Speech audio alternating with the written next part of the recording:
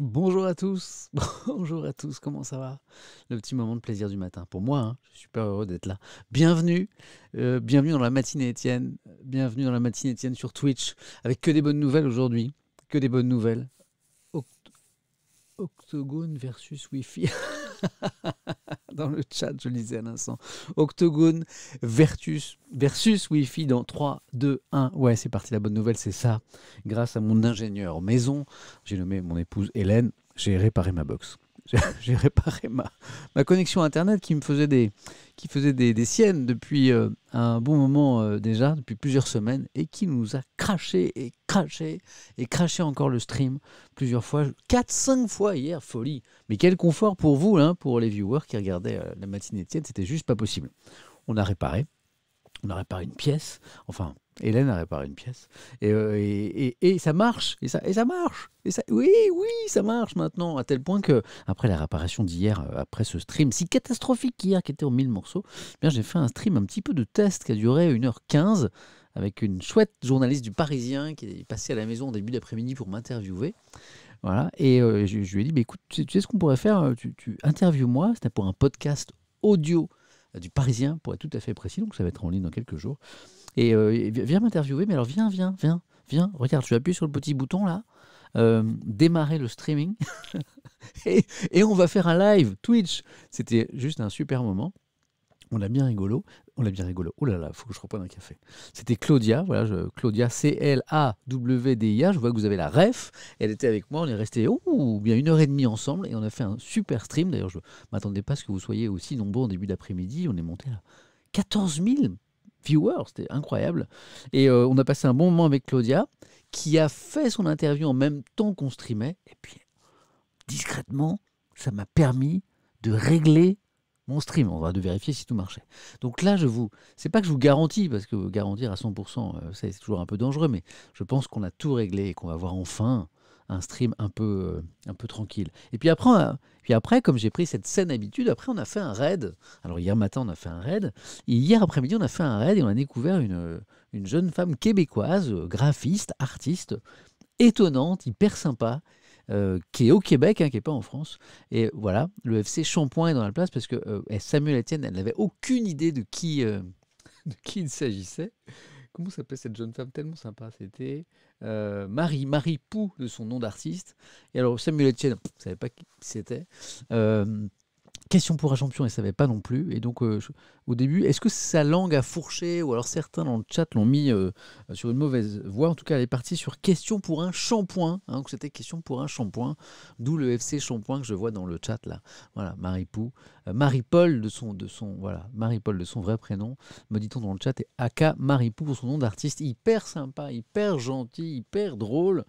Et donc, elle m'a dessiné un petit émote hyper cool.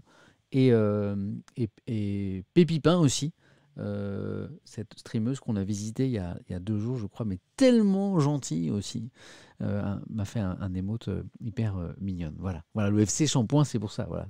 Oh, l'émote, il est là, regardez, vous avez vu l'émote du petit Samuel avec l'étoile. Alors, l'étoile, clin d'œil, ref, à l'ami étoile, bien sûr. Il est là, cet émote. Ah, c'est top. Alors, vous savez que moi, tout ce qui est émote, tout ça, je ne maîtrise pas du tout. Je ne sais pas comment on fabrique. Je ne sais pas comment on le met dans le chat. Tout ça, voilà. Je n'en sais rien. Voilà, il est vraiment super joli. Et il y a un clin d'œil à mon ami étoile, avec qui on va streamer dans quelques jours. D'ailleurs, tous les deux, on va faire un truc sympa. Donc, voilà. Mais je lui demandais justement de m'expliquer les émotes, tout ça, comment ils apparaissent, comment ils naissent, comment les utiliser. Voilà. Comment on fait pour l'avoir, me demande Damien. Je ne sais pas. Je ne sais pas. Comment on fait pour avoir cette émote? Est-ce que vous pouvez m'expliquer dans le chat? Voilà. C'est Damien qui nous demande. Les émotes, il faut activer les subs. Ok. Ben oui, sauf que les subs ne sont pas activés chez moi. Donc comment vous arrivez à voir l'émote? Ouais, il faut être abonné. Ah, il faut être abonné à Pépipin. Ah, il faut sub. Ok, pas Samuel, il faut sub Pépipin. Ah, il faut être sub à la chaîne, abonné à la chaîne. Donc Pépipin, bah, vous tapez Pépipin sur Twitch. Restez avec moi à l'instant, là, on fait que commencer. Hein. Et vous pourrez avoir ce sub. Ah, il faut activer les subs, en l'occurrence pour les mots, c'est les subs de Pépipin. Et ben voilà, tout ça commence à s'éclaircir pour moi. Il va falloir qu'Étoile m'explique tout ça. Il a un talent étoile, hein, pour ceux qui ne connaissent pas, c'est le streamer qui m'a fait découvrir tout cet univers il y a 1 an, on fête bientôt nos 1 an d'amitié. Il a un tel talent pour la pédagogie, pour rendre clair des choses qui pour moi sont extrêmement complexes, tellement complexes. C'est grâce à lui tout ça. Voilà. Bonjour à tous, merci d'être avec nous. Est-ce que la connexion va planter lorsqu'on parlera de Sarkozy ce matin, me demande Otari Vorace. D'abord je valide le pseudo. Otari Vorace. J'adore. Non. J'ai tout réparé, ça va pas cracher, même quand on parlera de choses qui fâchent. C'est drôle hier parce que ça crachait sans arrêt, mais ça crachait notamment à des moments où on parlait de choses un petit peu qui piquent. Donc c'était très étonnant, genre le complot. Genre, elle est où ma musique du complot, ma musique qui fait peur? Genre, le complot.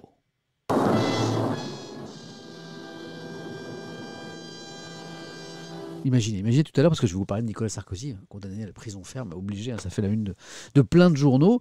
Et à un moment, je vais vous parler de Nicolas Sarkozy. Et évidemment, imaginez, je parle de Sarkozy et ça crache. Le stream crache.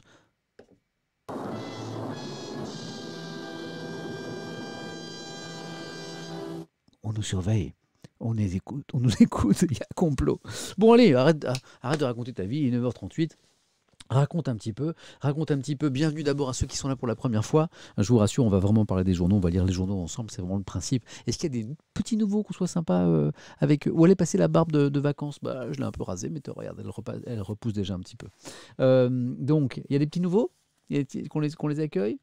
Tout nouveau, salut. Pinarello, salut, bonjour, ouais, non. Nouveau, bonjour, Chatoré, bonjour. Des nouveaux, je suis nouveau, salut. Style Mich, j'espère que je prononce bien, pseudo parfois. Style Mich, peut-être genre Michel en acier ou un truc comme ça. Oui, je ne suis pas nouveau, alors, mais salut Rébonne, salut à toi quand même. Première fois pour Supra. 77, salut. Oh là là, ça va trop vite, ça y est, je peux plus lire les pseudos. Pépipin regarde le stream. Oh, mais tout à l'heure, je regardais le sien. Mais Pépipin, je sais, j'ai toujours peur d'écorcher ton pseudo. Est-ce que je dois t'appeler Pépipin ou Pépin ou Pipe? Oh, je sais pas. En fait, ça me travaille, ça. Est-ce que quelqu'un peut me dire comment je dois m'adresser à Pépipin, qui est son pseudo? Mais est-ce que je l'appelle Pépin, c'est bien? Pépin, ça va? Pépin, ça va? Ah, merci à toi. Merci, elle me répond, c'est trop mignon. Oh, je l'adore. C'est une de nos belles découvertes de raid de fin de stream. Tellement. Voilà, je vais arrêter de parler d'elle parce que ça la fait rougir, je crois. Mais voilà, c'est une des magies de Twitch. On découvre des gens étonnants qui font des choses étonnantes, des belles choses. Puis Pipin, c'est une artiste, c'est une graphiste, dessinatrice, je pense qu'on dit ça comme ça. C'est un monde qui m'est un petit peu inconnu, mais je l'ai vu travailler. Et voilà. Et c'est une chouette artiste et c'est surtout une belle personne, mais ça se voit tellement. Ok, donc Pépin, ça roule. Et puis donc le petit émote qu'on voit là. C'est grâce à elle. Bon, pour le petit nouveau, la matinée Étienne, on prend les journaux, hop, les journaux du matin, on les lit ensemble, on en parle ensemble, là on n'est pas à la télé, ici on est sur Twitch, donc on discute de tout ça ensemble, et puis on parle de la vie aussi, parce que l'actualité c'est la vie. Le cadre, le cadre c'est celui-là, celui que vous avez là, le cadre aussi c'est un espace de bienveillance ici, c'est un espace cool, tranquille, on parle même des choses qui fâchent, on va parler de Trump, on va parler de Sarkozy, et on va pas être d'accord, et entre vous n'allez pas être d'accord, mais, très important, je prends mes gros yeux, on se parle avec respect, c'est-à-dire les uns envers les autres, hein, respect, on construit son raisonnement, on dit pas n'importe quoi, les jugements à l'emporte-pièce, un peu bas du front, c'est pas le bon endroit, donc voilà, donc ça arrive qu'on se perde, on se retrouve dans un stream là on est un peu plus de 5000 et puis on va être 10 000 et on va être un peu plus de 10 000 et puis parfois il y a 2-3 individus qui se perdent et qui disent des bêtises ou voire des choses illégales. Je rappelle que certaines idées non seulement elles sentent mauvais mais elles sont même illégales, elles sont punies par la loi, donc ça c'est non. Voilà, vous êtes perdu, vous êtes trompé d'endroit, c'est pas grave, hein. Vous changez de chambre, vous allez voir vos petits copains un petit peu bas du front comme vous, mais c'est pas le bon endroit. Et puis sinon, de toute façon, vous serez invité à aller voir ailleurs par les amis du chat, par les modérateurs, voire par moi-même. Hier, je le fais jamais, mais hier, on évoquait une question migratoire, des jeunes Marocains qui partent en France, et puis 99,99% des commentaires étaient intelligents, et puis à la marge, il y a eu 3-4 petits rigolos que le chat m'a signalé d'ailleurs, qui était parti en mode bas du front, comme je dis, voilà, avec des idées un peu rances, et qu'on tentait de s'exprimer un petit peu, voilà, enfin si on peut parler de s'exprimer. Et puis j'ai fait le ménage moi-même, donc j'en ai choisi un vraiment un costaud qui avait vraiment rien compris. Et puis j'aime pas faire ça, mais je l'ai banni du chat définitivement, parce que voilà, parfois on n'a pas le temps de l'échange et de la pédagogie, même si j'essaye, mais parfois on sent que ça va être chaud au niveau de la pédagogie et de l'échange. C'était en fin de stream, donc j'ai préféré faire le ménage. Je le fais très rarement parce que je préfère discuter. Mais là, vraiment, c'était moche. C'était un propos extrêmement raciste pour ceux qui posent la question. Évidemment, cet espace ne tolère pas ce genre de propos. Merci les amis d'être là en tout cas. C'est la matinée Étienne. On est ensemble jusqu'à 11h, précisément à 10h55, parce qu'à 11h, je file à l'école chercher mon grand. Enfin, mon grand de 4 ans et demi, mais qui aime bien voir son papa quand c'est possible, à la sortie de l'école. Donc, je vais le chercher. Donc, 10h55. Pourquoi 55? Parce qu'on fera un raid aussi. On essaiera de trouver ensemble un streamer, une streameuse. Alors, pas quelqu'un qui fait des centaines ou des milliers de views, hein, avec une communauté déjà forte. Non, mais quelqu'un qui n'a pas beaucoup de monde à regarder ce qu'il fait le matin, mais qui fait des choses intéressantes. Donc, je regarderai, vous regarderez, vous me proposerez des noms. J'aime bien cette idée-là d'échange et de solidarité et de découverte. Underness, je vais être ton fils Samuel, c'est trop mignon. Merci. Moi, j'en ai déjà 2, puis c'est chaud à la maison. Hein. Ça bouge ces petits trucs là. Ouh là là, ça fait du bruit. La caméra tremble. Peut-être qu'elle est pas bien calée, mais attends, je vais te régler ça. Moi, regarde, paf. Je bouge aussi, beaucoup moi aussi. Hein. C'est comme mes fils. Donc parfois je tape dans ma table et tout. Bah, c'est un truc artisanal, c'est à la maison. Voilà, donc on fera ça. Et là on fait quoi? Bon, on va lire les journaux. Qu'est-ce qu'on fait en général? On lit les unes de la presse nationale, on regarde un petit peu ce qui fait la une. Hop, très vite. Après on va voir les unes de la presse régionale, pop, hop, très vite. Après on retourne dans les articles et on rentre un peu dans le fond des sujets. Voilà. Par exemple, est-ce que ça va marcher là? Est-ce que ma tablette est à peu près connectée? Ton suspense. 3, 2, 1... Tac. Oui, j'avais oublié d'enlever ça. Oui, alors la tablette est connectée. Qu'est-ce que c'est? Ça pique les yeux un petit peu, ça. Alors ce matin, on va rendre hommage à Serge Gainsbourg, anniversaire de sa mort, 30e, je crois. Oui, vous inquiétez pas pour la connexion, c'est réparé. Donc ce matin, j'ai lu quelques articles sur Serge Gainsbourg. Et, et en fait, mon grand, qui se réveillait doucement, m'a pris la tablette. Voilà, certains ont deviné. Kaleya, ouais, Malo est passé, ouais, exactement. Donc il a pris l'article sur Serge Gainsbourg que je voulais vous lire, et c'est devenu ça. Parce que j'ai un petit logiciel, petit app pour mettre du fluo partout, vous en êtes rendu compte? Oui, 30 ans de sa mort, je crois, c'est ça, on va vérifier. Voilà. Et donc, voilà, donc je voulais mettre en avant un article. Malo l'a mis en avant à sa façon. C'est beau, hein? C'est beau. De toute façon, quand c'est ses enfants, c'est toujours super beau. Alors Malo, c'est pas un pro du dessin, il essaye, il fait des efforts. Voilà. Je l'aime. Donc, alors la bonne nouvelle, c'est que voilà, ça c'est la version papa. C'est la version Samuel Etienne. Donc, vous comparez. Donc, c'est un article de la Provence qu'on lira ensemble. Voilà. Ça, c'est version Malo. Ça, c'est version Samuel. C'est plus sobre. C'est un peu moins. Alors, quand on veut lire l'article, c'est plus pratique quand même. Voilà. Que là où là. Là, déjà, le titre il a disparu. On sait plus bien qui c'est sur la photo. Voilà. Merci Malo. Petit choupitou. Va. Qu'est-ce que je l'aime celui-là. Bon, alors, qu'est-ce que. On retrouve. Hop. On va voir les unes de la presse. De quoi parlent les journaux ce matin? On parle beaucoup de Nicolas Sarkozy. Pas trop un suspense.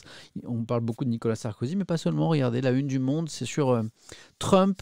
Quelque chose me dit que... Donc là, c'est la une du Monde datée d'aujourd'hui, mais vous savez que Le Monde, en fait, est un quotidien qui paraît dans l'après-midi, ou le soir. Historiquement, c'est le soir, et le soir dans certaines villes, l'après-midi pour celles qui reçoivent Le Monde le plus tôt. Donc là, on était en début d'après-midi hier, et je pense que Le Monde n'avait pas eu le temps de traiter l'information Sarkozy, peine de prison ferme. Donc je pense que ce sera dans l'édition qui va paraître dans quelques heures, là, en début d'après-midi, ce qui veut dire qu'on en parlera demain. Trump sort de sa retraite et évoque son retour. C'est drôle parce que du coup le Monde n'est pas sur Nicolas Sarkozy, mais il est sur un ancien président quand même, Donald Trump, qui, vous l'avez peut-être vu à la télé, mais là on va essayer de mettre un petit peu de sens là-dessus. C'est l'avantage de l'écrit, c'est que, eh bien, on a plus de temps et d'espace pour mettre des mots sur une situation politique, par exemple. C'est le grand avantage de l'écrit par rapport à l'image. Comme je le dis souvent, l'image, c'est l'émotion, c'est la puissance de l'image. Hein. On dit qu'une image fait comprendre beaucoup de choses, et c'est vrai, mais l'écrit permet d'aller plus finement dans l'analyse, c'est ma conviction, et c'est pour ça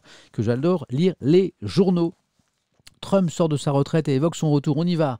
Le chapeau, hein, ces quelques lignes en haut du Monde résument toujours très bien une actualité, permettent parfois même de se passer de la lecture des articles tellement c'est bien fait.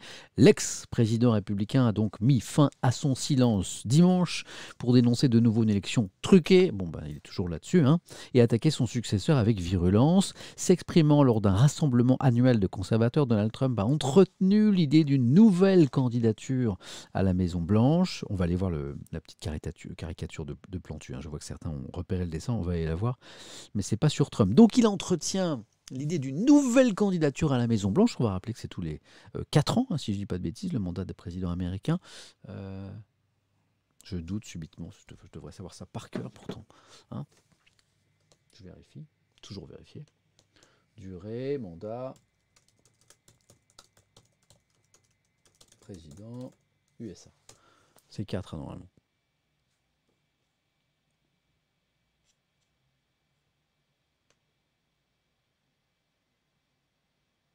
4 ans, c'est ça. Bon, vous l'aviez dans le chat avant moi, mais le temps que je tourne la tête, hop, vous avez répondu déjà, il y a une demi-heure. 4 ans, reconductible une fois. Hein. Donc, on dit que les présidents populaires font en général 8 ans, font 2 mandats, et puis quand c'est plus compliqué, comme pour Donald Trump, eh bien, il n'y en a qu'un. Que dit le monde à ce propos? Ovationné, il est toujours extrêmement populaire, et ça, c'est intéressant. Le milliardaire a promis un avenir radieux au Trumpisme et a appelé les républicains à s'unir, s'excluant de fonder son propre parti. Après sa défaite à la présidentielle et l'assaut de ses partisans contre le Congrès, M. Trump continue de fracturer en profondeur le parti républicain. Dans tout le pays, les fidèles de l'ancien président veulent croire au retour gagnant de leur champion en 2024. Bah oui, c'est ça. Oui, parce que l'élection... Oui, d'accord, ok, c'est ça. Ok, c'est bien ça. Dis donc, je suis en train de vous dire que je regarde les unes et en fait, je suis en train de vous les lire. Bon, la une du Monde sur Trump. On verra cet article, comment les républicains aujourd'hui sont prisonniers de Donald Trump, qui est clairement le plus populaire au sein du Parti conservateur. Donc, ça peut être un atout ou un problème. La une du Parisien sur... Alors, c'est drôle parce qu'on a un ancien président et on a l'actuel président. Samuel, je suis coincé devant ma laverie qui a la porte bloquée et mon linge dedans. Oui, craignote. J'entends bien ton problème, mais qu'est-ce que je peux faire? Je suis désolé. Mais je compatis.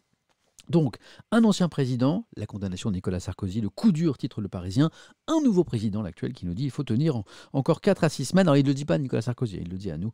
Il s'agit bien sûr de la crise sanitaire. 1 an ferme pour Sarkozy, une première. Alors, évidemment, c'est la première fois que Nicolas Sarkozy est condamné à de la prison ferme. C'est la première fois tout court qu'un président de la Ve République est condamné à de la prison ferme. Jacques Chirac, si je ne dis pas bêtise, avait déjà été condamné, mais pas à de la prison ferme. Donc, c'est un petit peu historique. Était-ce mérité? C'est pas moi qui vais le dire, mais certains éditorialistes en parlent ce matin. Ils ne sont pas forcément d'accord. Rappelons qu'il a fait appel. Donc on parlera du président Macron et de la crise sanitaire. Il nous demande d'être patient. Eh oui, c'est comme ça. Voilà, l'AstraZeneca, alors il ne pouvait pas être proposé aux seniors avant. Il va l'être proposé aux 65-75 ans en France. Le vaccin, pourquoi? Je me suis posé la question. On a des éléments de réponse dans cet article du Parisien. Regardez. L'ancien président Nicolas Sarkozy à la une de beaucoup de journaux ce matin. Sarkozy condamné, la stupeur, la polémique. Le Figaro fait partie de ces journaux qui, comment dire, un petit peu chafouin, un petit peu embêté par cette condamnation, estime que c'est trop grave, trop lourd, voilà, trop sévère ce jugement. Donc on verra quelle analyse du Figaro. C'est pas assez marrant parce que c'est drôle. Je n'avais pas vu en fait. C'est exactement la même photo. Des photos de Nicolas Sarkozy au tribunal hier, parce que reconnaissons déjà qu'il est allé. Il est allé. Le nombre de justiciables, notamment de politiques, quand ils craignent une condamnation, qui ne vont pas au tribunal, pour ne pas entendre directement, pour ne pas être photographiés dans ce moment qui est un moment dur, il y en a un certain nombre. Reconnaissons déjà, Nicolas Sarkozy, c'est une forme de courage en tout cas. Il est allé entendre la sentence dur pour lui. Donc, bon, déjà, donc au tribunal, donc photo, et regardez le Figaro et Libération ont pris exactement la même image, sauf que c'est pas du tout la même analyse. Regardez, le Figaro, Sarkozy condamné, la stupeur, la polémique, donc stupeur surtout du Figaro, et puis de la droite, et puis Libération estime que c'est justice pour tous. Voilà. Donc c'est pas du tout la même analyse. Voilà. Courageux, c'est un grand mot. Oui, courageux. Je vous dis juste que certains ne vont pas au tribunal entendre la sentence et s'exposer médiatiquement à une image qui est dure pour eux. Je dis que ça. Quand même. Hein? Vous êtes d'accord qu'il y en a plein qui y vont pas, ok? Donc, une décision ferme, excellent jeu de mots, dit Libération. L'opinion, le quotidien libéral, je résume souvent en disant le quotidien libéral, parce que c'est un journal qui ne cache pas comment dire, le fait de défendre la liberté d'entreprendre. Voilà, libérer le travail, libérer l'entreprise, arrêter les contraintes, les impôts, tout ça. C'est un peu la ligne éditoriale de l'opinion, qui ne s'intéresse pas qu'à l'économie. La preuve, les déflagrations d'une condamnation, quelles vont être les conséquences de cette condamnation, ce sera à lire dans l'opinion. Et puis, la Croix nous parle d'autre chose. C'est tout l'intérêt de lire différents journaux. Eh bien, c'est le seul journal ce matin qui me parle de ça, de cette loi que la France va adopter, ça va être à l'Assemblée, pour accélérer un petit peu l'aide au développement, voilà, pour la porter à 0,7% du revenu national. Alors, ça peut paraître pas beaucoup, sauf que cet objectif, il est celui de la France et de nombreux pays développés depuis très longtemps. On en parle, on ne le fait pas. Pourquoi la couleur de ces journaux est orange? C'est attends, c'est peut-être pas. Si, non, c'est pas ma tablette. Non, c'est comme ça. C'est peut-être aussi parce que cette photo est un peu jaune et qu'en plus j'en rajoute. Mais sinon, je trouve que le blanc de la page est plutôt blanc. Alors, qu'est-ce que c'est ça? Ah oui, ça, on verra la presse en région aussi. Je vous montre juste les papiers que j'ai sélectionnés dans la PQR, comme on dit, la presse quotidienne régionale. On va revenir sur l'agression ultra violente d'un journaliste dont les jours sont toujours en danger. Hein. C'est un photographe, pour être tout à fait précis, photographe de ce journal, de l'Union de Reims. On s'est penché sur cette très violente agression hier au cours d'un reportage dans un quartier. Alors on était très prudents puisqu'il n'y avait pas d'éléments, des enquêteurs ne communiquaient pas. On a appris qu'un suspect a été arrêté, on n'en sait pas beaucoup plus, mais on fera le point sur l'enquête parce que, comme le souligne le journal ce matin, c'est l'agression d'un journaliste dans le cadre de son métier, hein, il était en train de travailler, il a été agressé un peu gratuitement, ça pose quand même quelques questions. Voilà, on se penchera là-dessus. Ouest France est un quotidien régional un peu atypique, qui s'intéresse énormément à l'actualité nationale et internationale. Alors, je pense que c'est un des quotidiens en région qui a le plus grand nombre de pages consacrées, en plus de l'actualité régionale, à l'actu en France et l'actu internationale. Donc ils font vraiment des unes très intéressantes, comme celle-ci, sur le stockage de nos données, notamment dans le cloud. Toujours pas compris de quoi il s'agissait, moi. Enfin, si, grâce au dossier de Ouest France, un petit peu plus. Le stockage de nos données qui vaut de l'or pour vous, évidemment. C'est simple comme bonjour, tout ça. Mais moi, j'ai appris des trucs dans Ouest France, donc je vous le lirai. Et puis, on rendra hommage à Serge Gainsbourg. C'est drôle parce que je m'attendais à plein d'articles dans la presse nationale. Voilà. Hop, je regarde un truc dans le chat, bougez pas.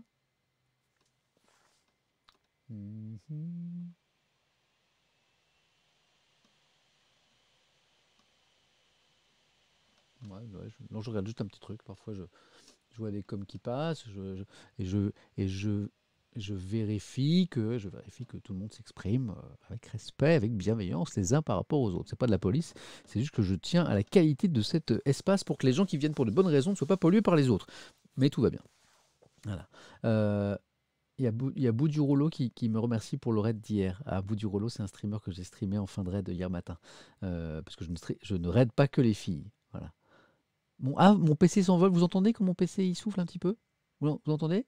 Est-ce que vous entendez comme mon PC il refroidit un petit peu? Parce il fait ce qu'il peut, mais parfois il souffle. Est-ce que vous l'entendez? Parce que j'ai un nouveau gadget. Vous l'entendez pas? On l'entend pas? On l'entend pas? Oui, vous l'entendez. Alors, il y en a qui ont un très bon son. Mais la plupart, vous l'entendez pas. Ok.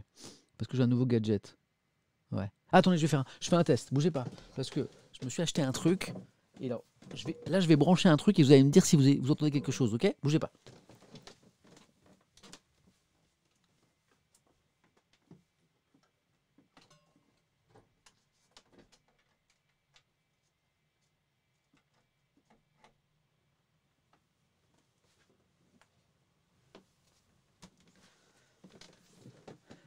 J'ai branché un truc.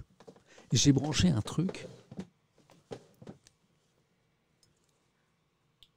que vous entendez ce que je viens de brancher? Un petit soufflement en plus. Ouais, un ventilateur externe. Ouais, un ventilo. Voilà. Qu'est-ce que vous en pensez? C'est très très légèrement, mais pas gênant. Règle 1, ne jamais rien brancher en live. Mais vous savez bien, je fais n'importe quoi. Moi, je suis un amateur. Est-ce que je le laisse ou pas? Est-ce que je le laisse? Hein, l'idée, c'est de refroidir. Mais alors, quand j'ai parlé de cette solution technique, j'ai vu qu'il y avait des ventilateurs, tout ça, externes pour refroidir par-dessous le PC. Certains m'ont dit, alors le problème, c'est que c'est très bien, ça ventile, mais ça fait plus de bruit que l'ordinateur. Alors oui, alors, je me dis, bah oui, ça sert à rien alors. Voilà. Je laisse ou pas? Au casque, on l'entend un peu. Ouais. Quand tu parles, on n'entend pas. Bah, je vais parler alors. Ok. Le bruit de mon ventilo couvre le tien, j'adore. Vous me faites rire, j'adore. On n'entend rien? Bon, on continue alors. Bon, Samuel ventile, mais ouais. Ok. On n'entend presque pas, ça pose pas de problème. Bon, écoutez, je le laisse.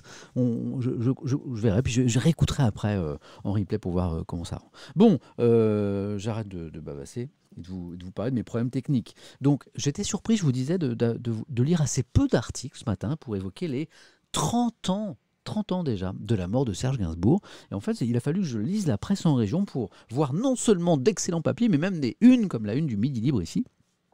Pourquoi il y a aussi peu de papier dans la presse nationale ce matin, j'ai pas compris. Voilà, donc on feuilletera le Midi Libre, on feuilletera aussi la République des Pyrénées qui nous parle des premiers tests salivaires contre le Covid-19 dans les écoles. Je suis très curieux de ça, de comment ça se passe, à quoi ça sert. Depuis quelques jours, j'essaie de comprendre. Donc on lira ce journal. Regardez cet hommage en une de la Provence, Serge Gainsbourg. Hein, c'est vraiment une de la presse régionale. Et voilà l'article que je vous montrais tout à l'heure avec la version par mon fils Malo tout à l'heure au réveil. C'est tellement mignon. C'est tellement chou. Bon, mais c'est pas mal comme programme. Bon, et bon, on va attaquer. On va repartir avec le monde. Mais d'abord, on va boire. Qu'est-ce qu'on va boire? Qu'est-ce qu'on va boire? Est-ce que je suis vacciné? Bah non, je suis pas vacciné, moi. Je suis pas vacciné parce que moi, je suis... vous savez, hein, moi j'ai fait l'armée, hein, les gars. Hein, j'ai fait le service militaire. Hein, vous savez pas ça, vous connaissez pas ça, vous êtes trop jeunes. Donc voilà, je suis un peu... moi, j'obéis, hein. Donc voilà, il y a des classes d'âge, il y a des critères très précis de comorbidité. À moins que la question était, genre, mais toi qui as plus de 75 ans, toi qui as manifestement plus de 75 ans, t'as sûrement dû te faire vacciner. Si c'est ça, mais t'as 150 ans, ça devrait passer. J'aurais été sûr, 20th Century FR, là. J'aurais été sûr que vous alliez faire la vanne. Nous, on a eu la journée d'appel. Respecte, s'il te plaît. Le truc de 2 jours, là. Eh, 10 mois, hein. 10 mois. Voilà.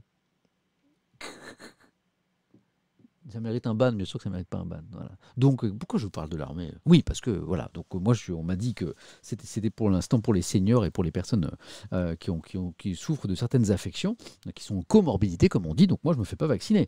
Et pour répondre tout à fait à la question, est-ce que tu vas te faire vacciner quand tu pourras te faire vacciner? La réponse est oui. Oui. Moi, je pense que les vaccins, c'est un plus et pas un moins, que ça permet de se protéger soi et encore mieux de protéger les autres. Donc oui, dès que je peux, je me fais vacciner. Oui, pour répondre à votre question. Voilà. Après, c'est un avis de citoyen que je vous donne. Hein. C'est pas un avis de journaliste. Donc je le disais, pour ceux qui sont là pour la première fois, il y a un truc hyper sacré ici qui est plus important que l'info, qui est plus important que moi, qui est plus important que tout, qui est le café. C'est tellement important qu'on a même une musique. Voici la musique du café. Et vous, il y a la chanson aussi, c'est vrai. D'ailleurs, je vais chanter ce matin. Ouh, je vais chanter un petit Gainsbourg, je pense. Vous buvez ce que vous voulez, vous, hein, café, thé. Non, pas le verre de rouge à cette heure-là, non. Couleur café, oh, excellent. Couleur café, c'est ma couleur café. Gainsbourg, bien sûr, bien joué. Vous buvez ce que vous voulez, moi je suis au café. Je dis merci à la vie. Non, ça c'est Edouard Baird. Oh, un petit Edouard Baird puisqu'il est là. Je dis merci à la vie, je lui dis merci, je chante la vie, je danse la vie. Je ne suis qu'amour. Et moi je chante la vie et je chante le café aussi, c'est parti. Je dis merci à la Non, vie. je me suis encore gouré. Oh là là, je suis tellement pas doué. Café.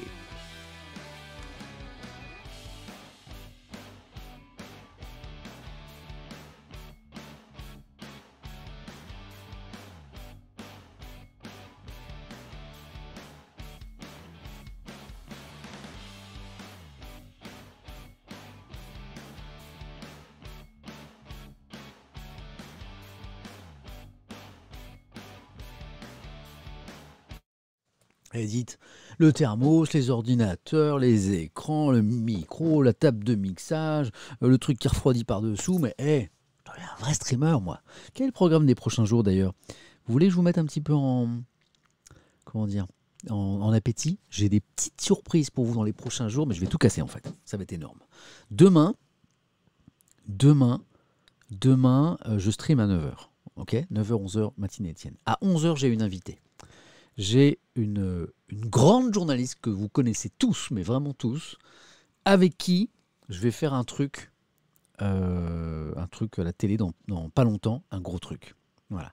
Donc demain, je reçois 7 journalistes avec qui je vais, on va dire, faire un truc. Voilà, c'est parti. Ouh là là, certains ont déjà trouvé. Certains ont déjà trouvé, vous êtes trop fort. Je regarde si l'info est sortie parce que normalement ça doit être annoncé aujourd'hui par France Télévisions. Donc moi je suis, comme j'ai fait mon service militaire, toujours le mec qui raconte toujours ces mêmes histoires, je suis hyper obéissant et j'attends. Ouais, on en parle. Pour l'instant, ça n'est pas officiel. Je regarde. J'espère que personne ne sait reconnaître ce que je tape grâce juste au bruit des touches. Le mec qui raconte n'importe quoi. Non, ça n'est pas sorti encore. Donc aujourd'hui va sortir l'information d'un gros truc à la télé qui arrive bientôt. Voilà, et je vais faire un truc avec une journaliste que vous connaissez tous, mais vraiment sympa. Hein. Je pense que ça va vraiment vous intéresser. Et donc on va en parler demain. Elle sera avec moi ici. Voilà, donc ça c'est top. Ça c'est demain 11h. Et puis avant il y aura un stream 9h 11h. Attention, c'est pas terminé. Qu'est-ce que j'ai encore cette semaine? Je crois que samedi soir on stream avec Étoile. Une nuit de la culture. Notre 12e. C'est pas Isabelle Balkany mon invité. Hein. J'ai dit journaliste. Isabelle Balkany quoi, de Levallois-Perret. Mais quoi? Non, hein? Voilà. Donc c'est pas Claudia. Non, c'est vraiment une journaliste que vous connaissez tous. Voilà. Samedi soir, on stream Nuit de la culture avec Étoile. Sa nuit de la culture à lui. Sa nuit de la culture qui m'a fait découvrir cet univers. Et ce sera notre 12e, un an que l'aventure a débuté. Voilà. Et puis vraiment le gros événement de la semaine, c'est dimanche matin. Mon premier invité, alors du coup j'ai une invitée demain, mais premier invité, voilà, on va dire institutionnel, quoi. Voilà. Gros invité, alors pas par son poids, hein, gros parce que voilà, gros invité. Je pense que ça va provoquer beaucoup de réactions. Certains vont trouver ça super, d'autres moins. Voilà, c'est mûrement réfléchi, c'est un gros truc. Voilà, ça va vous surprendre. Et je vous annoncerai ça 2 jours avant, puisque c'est un peu un secret. Donc vendredi, je vous annoncerai qui je reçois dimanche matin, aux alentours de 9h. Ça va être un gros truc. Quand je dis un gros truc et que les gens me disent Pierre Ménès, je dis les gars, oh, hein, pas le physique, on avait dit, hein, ok? Pas les cheveux et pas le physique, d'accord? Alors, certains s'inquiètent, c'est pas Éric Zemmour. Certains me disent, ah non, pas Éric Zemmour, par pitié. C'est pas Éric Zemmour. Samuel Etienne et ses mystères. Ouais, mais là, c'est un vrai gros mystère. Voilà. Je vous dirai vendredi pour dimanche matin. Je pense que vous serez nombreux à venir voir, ne serait-ce que par curiosité. Bon, voilà. Ça, c'est le programme de cette semaine. Ça va être juste énorme. Bon, on y va ou on n'y va pas? Allez, Trump. Que nous dit le monde à propos de Trump? Bon, on a vu tout à l'heure, on a lu ses premières lignes sur, il sort de son silence, il sort de sa retraite et il évoque un potentiel retour, une potentielle nouvelle candidature à la prochaine présidentielle. Et si Trump était réélu, président des États-Unis, vous savez quoi? C'est de la politique. Tout est possible. Et aujourd'hui, en tout cas, en l'état actuel des choses, c'est absolument pas exclu.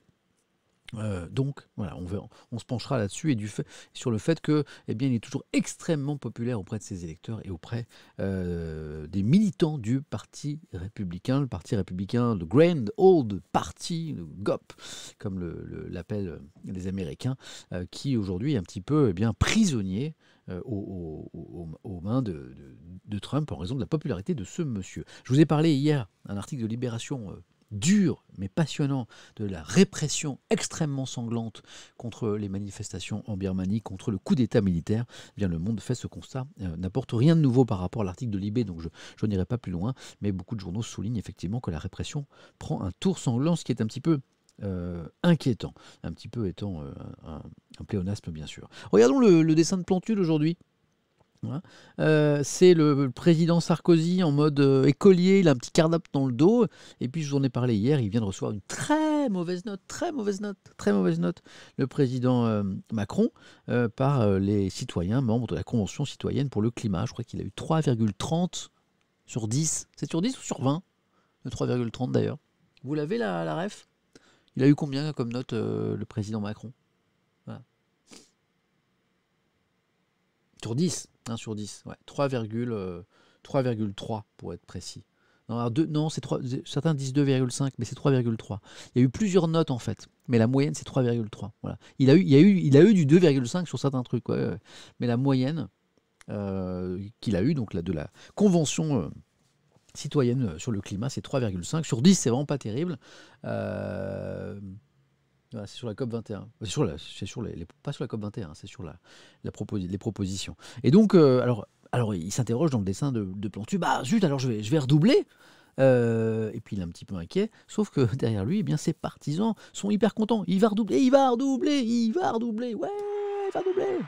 Sous-entendu, il va être candidat à un nouveau mandat. Donc évidemment, ils sont très contents. Voilà pour le dessin de Plantu, qui a toujours réussi. C'est un Plantu. Allons un petit peu plus loin sur cette histoire de Trump. Page 2 dans Le Monde. 4 mois après sa défaite, déjà, ça va tellement vite. Les républicains, c'est ce que je vous disais, prisonniers de Trump. Je lis. Selon les sondages, quelques 70%, c'est énorme, c'est ça qui est intéressant dans l'article.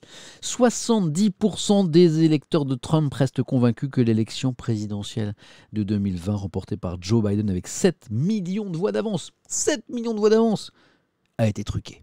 70% des électeurs de Trump sont toujours persuadés que l'élection a été truquée, que c'est Trump, malgré ses 7 millions de voix de retard, qui aurait dû gagner. Bon, bah c'est comme ça. Le Monde est allé à la rencontre de plusieurs militants républicains, partisans de Trump, comme Randy Gilbert, je prends mon accent le plus américain possible, Randy Gilbert, qui dit donc sur l'assaut contre le Capitole, on nous a menti. Non, les médias, les journalistes, les Samuel Etienne et compagnie, ils nous ont menti. Ils ont que ça, c'est leur mission, ils font que ça, nous mentir, ils nous racontent. Non, voilà. Donc l'assaut contre le Capitole, ça s'est pas du tout passé comme vous croyez, nous dit Randy Gilbert. Qu'est-ce qu'il nous dit? Il y était d'ailleurs le 6 janvier à Washington. Pas du tout pour entrer dans le Capitole, non, c'est un gentil garçon. Il était venu avec des amis pour écouter Trump. Bon, c'est bizarre parce que. Enfin, il a parlé à la télé, mais il n'a pas parlé au Capitole. Enfin, bon, Randy, il sait ce qu'il dit quand même. Hein. Pour prier, bon, ça je te fais confiance, il n'y a pas de problème, tu es venu prier, et pour mettre un coup d'arrêt au vol de l'élection. Ah oui, bah oui, ça, oui, d'accord. Mais ce sont les antifas, les militants d'extrême gauche, qui ont incité les gens à s'attaquer au Capitole. Alors, Randy Gilbert, militant républicain, partisan de Trump, explique que ce sont les militants antifascistes, donc de gauche, qui ont en fait incité les gens qui étaient là, qui étaient donc des soutiens de Trump, à attaquer le Capitole. Ouais. J'arrive pas à comprendre comment ça se marche dans sa tête. Bon, voilà, donc il dit ça très sérieusement. Hein. C'est pas un fou, hein, c'est un militant. Voilà. Et voilà, et puis d'ailleurs, il les a tout de suite repérés, les antifascistes qui étaient là pour donc inciter les gens à attaquer le Capitole. Et c'est pas tout. Alors, quant aux Trumpistes, qui se sont rués à l'intérieur du bâtiment, c'était pas des vrais militants, c'était pas des vrais Trumpistes. Ah, bon d'accord. Les policiers les ont même laissés passer exprès pour ternir l'image des supporters du président. Ah bah oui, j'avais pas pensé à ça en fait, pour ternir l'image du président. Alors Le Monde lui fait remarquer que 200 partisans de Trump ont été arrêtés pour leur participation aux violences du 6 janvier. Donc leur identité a été vérifiée. Bon, c'était des partisans de Trump. Hein, voilà.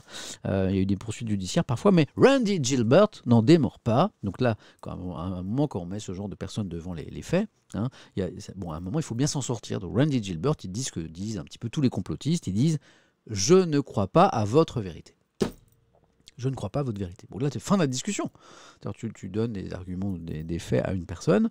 Toi, tu penses être un petit peu rationnel, carré. Tu dis, oui, mais quand même, Randy Gilbert, ce que vous dites, c'est un peu du caca quand même.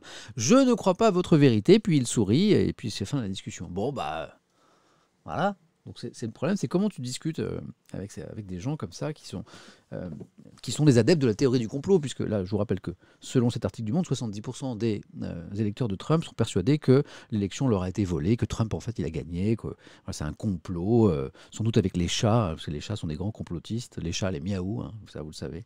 Donc, pourquoi la théorie du complot a autant de succès aux États-Unis et à travers le monde, y compris en France? Il y a des complotistes qui pensent qu'on leur cache tout, que tout est complot, que tout se passe dans les couloirs, que les journalistes, que les politiques, tous ces gens se retrouvent le soir dans des dîners et puis refont le monde dans le dos des honnêtes gens. Pourquoi les théories du complot fonctionnent autant aujourd'hui? Parce que c'est simple. C'est ma conviction. Parce que c'est simple. Le monde est infiniment compliqué. C'est tellement dur de comprendre le monde. C'est tellement compliqué. C'est un monde de plus en plus complexe. C'est pour ça qu'on passe notre temps à lire les journaux pour essayer de le comprendre. Et encore, on a beau les lire tous les jours, eh bien, il y a plein de choses qu'on ne comprend pas. C'est compliqué l'actualité. C'est compliqué le monde. C'est compliqué de comprendre tout ça. Mais de temps en temps, quand quelqu'un vous dit « Eh mais mec, Gilbert !» C'est pas du tout compliqué en fait. Je vais t'expliquer moi. C'est pas compliqué du tout. En fait, c'est machin et trucs, ils se sont appelés, et puis en fait, c'est un complot, et voilà. Et en fait, le complot, c'est super simple. Le complot a du succès et séduit intellectuellement parce que c'est une explication simple, voire simpliste, pour expliquer un monde complexe. C'est pour ça que le complot il est rassurant. Parce qu'il vous redonne les clés, il vous redonne la main. Vous ne comprenez rien à ce monde, sans doute parce que vous n'avez pas trop fait d'efforts aussi pour le comprendre, peu importe. Vous ne comprenez rien à ce monde, c'est pas grave. Je vous donne les clés. En fait, c'est un complot. Voilà. Vous n'avez pas perdu l'élection. C'est parce que les votes électroniques ils sont partis à l'étranger, ils sont émagouillés, ils sont revenus. Mais ils disent vraiment ça. Voilà. C'est ma théorie à moi sur la théorie du complot. Voilà. Et je vous promets que c'est pas un complot. Ah, voilà. Ah, ça fait du bien quand même de parler de la théorie du complot, ça me fait toujours rire. Même si les conséquences sont parfois beaucoup plus inquiétantes. On continue de feuilleter la presse et on arrive sur le Parisien. Ah, décidément, il n'y en a que pour les anciens présidents ce matin, puisqu'après le président Trump, c'est le président Nicolas Sarkozy, l'ancien président, vous le savez, qui a été condamné. C'est un peu une surprise quand même. Hein. Est-ce que beaucoup s'attendaient hier à de la prison ferme? Bon, c'est le jugement, on va en parler. Le coup dur, tu m'étonnes, titre le Parisien. Je rappelle donc l'actualité pour ceux qui ne l'avaient pas. L'ancien chef de l'État condamné hier à 3 ans de prison, dont une année ferme, pour corruption et trafic d'influence dans le cadre de l'affaire dite des écoutes. L'ex-président qui a décidé de faire appel. Puis on verra le président Macron qui nous parle de la crise sanitaire, mais restons sur Sarkozy pour l'instant. Alors, chaque journal y va un petit peu de son analyse. Certains estiment que c'est sévère, d'autres que c'est juste. Le Parisien, pour sa part, est assez prudent, assez factuel, comme on dit. Essaie de rester sur les faits. Alors les faits, c'est quoi? C'est une première. C'est la première fois qu'un président de la Ve République... non, c'est pas un complot. C'est un complot. Non. C'est la première fois qu'un président de la Ve, bon c'est un record dont Nicolas Sarkozy se serait sans doute passé, est condamné à de la prison ferme. Lisons donc le Parisien. Séisme, ouais, quand même. L'affaire dite des écoutes. Il était suspecté donc d'avoir tenté d'obtenir des informations confidentielles d'un magistrat à la Cour de cassation moyennant faveur. Il devient le deuxième président condamné sous la Ve République, après Jacques Chirac en 2011 dans l'affaire dite des emplois fictifs de la ville de Paris, mais surtout le premier à être condamné à de la prison ferme. Il va faire appel. Voilà, bon, dans le chat, ça y est, chacun y va de son petit avis. Moi, je n'ai pas trop d'avis là sur la question. Franchement, bon, on va voir les arguments en présence. Un tremblement de terre judiciaire, mais avec quelle réplique politique? Parce que Nicolas Sarkozy, rappelle le Parisien, cultive certes son image d'au-delà des partis, retiré du jeu partisan. Il dit, oh, il l'a dit plusieurs fois, la politique pour moi c'est terminé, puis pourtant il en fait toujours, et il pourrait être amené à revenir dans la mêlée, on en parlait hier, côté LR, donc la droite républicaine, où l'on désespère de se trouver un nouveau héros, comprenez, pour la prochaine présidentielle, pour brandir les couleurs de la droite à la prochaine présidentielle, eh bien certains des plus fidèles sarkozystes rêvaient de le voir revenir dans le jeu, dans le game, comme disent les jeunes. Bon, là c'est un peu chaud avec une condamnation de la prison ferme, c'est un petit peu... compliqué. Et puis c'est compliqué, et puis c'est peut-être pas terminé. Regardez ce petit encadré que je zoome un peu dans le Parisien. Les autres affaires, il y a d'autres affaires, c'est pas terminé. Nicolas Sarkozy n'en a pas fini avec la justice. 2 autres affaires menacent en effet l'ancien président. Les comptes de campagne de 2012. L'ancien chef de l'État doit être jugé le 17 mars. C'est dans pas longtemps, ça, dans 15 jours. L'ex-chef de l'État doit être jugé le 17 mars pour dépassement de ses comptes de campagne présidentielle de 2012. C'est l'affaire dite Big Malion, dont vous avez peut-être entendu parler. Et il y a une autre affaire, celle du financement libyen de sa campagne présidentielle précédente, celle de 2007, cette fois, où il est mis en examen depuis 2018. Là, on a des juges qui enquêtent depuis 2013 sur des accusations de financement libyen de sa campagne. C'est la justice qui passe, diront certains, c'est de l'acharnement judiciaire, diront d'autres. On verra les analyses du Figaro et de Libération ce matin qui sont diamétralement opposées. Voilà. En tout cas, ça vous fait beaucoup réagir, c'est intéressant. Bonjour Samuel, question intéressante de Redward. Salut à toi. Allez où? Ah, ça bouge trop. Pourquoi un journal peut-il avoir une ligne éditoriale qui est orientée politiquement, sachant qu'il pourrait juste exposer les faits sans donner leur avis? Très bonne question. Alors, C'est vrai que le journalisme, ce devrait être l'exposé des faits sans analyse idéologique, on est complètement d'accord là-dessus. Mais dans un journal, vous trouvez aussi un autre type d'article que sont les éditoriaux. L'éditorial, quand vous voyez éditorial, c'est toujours signalé, et il faut que ce soit signalé, c'est un warning, c'est attention, ça n'est pas l'exposé des faits, c'est une analyse, c'est un journaliste, c'est un journal qui donne son avis. Donc le mot éditorial, il est important. Et là, je vous remets Sarkozy, puisque certains me disent « Hey, remets Sarkozy ».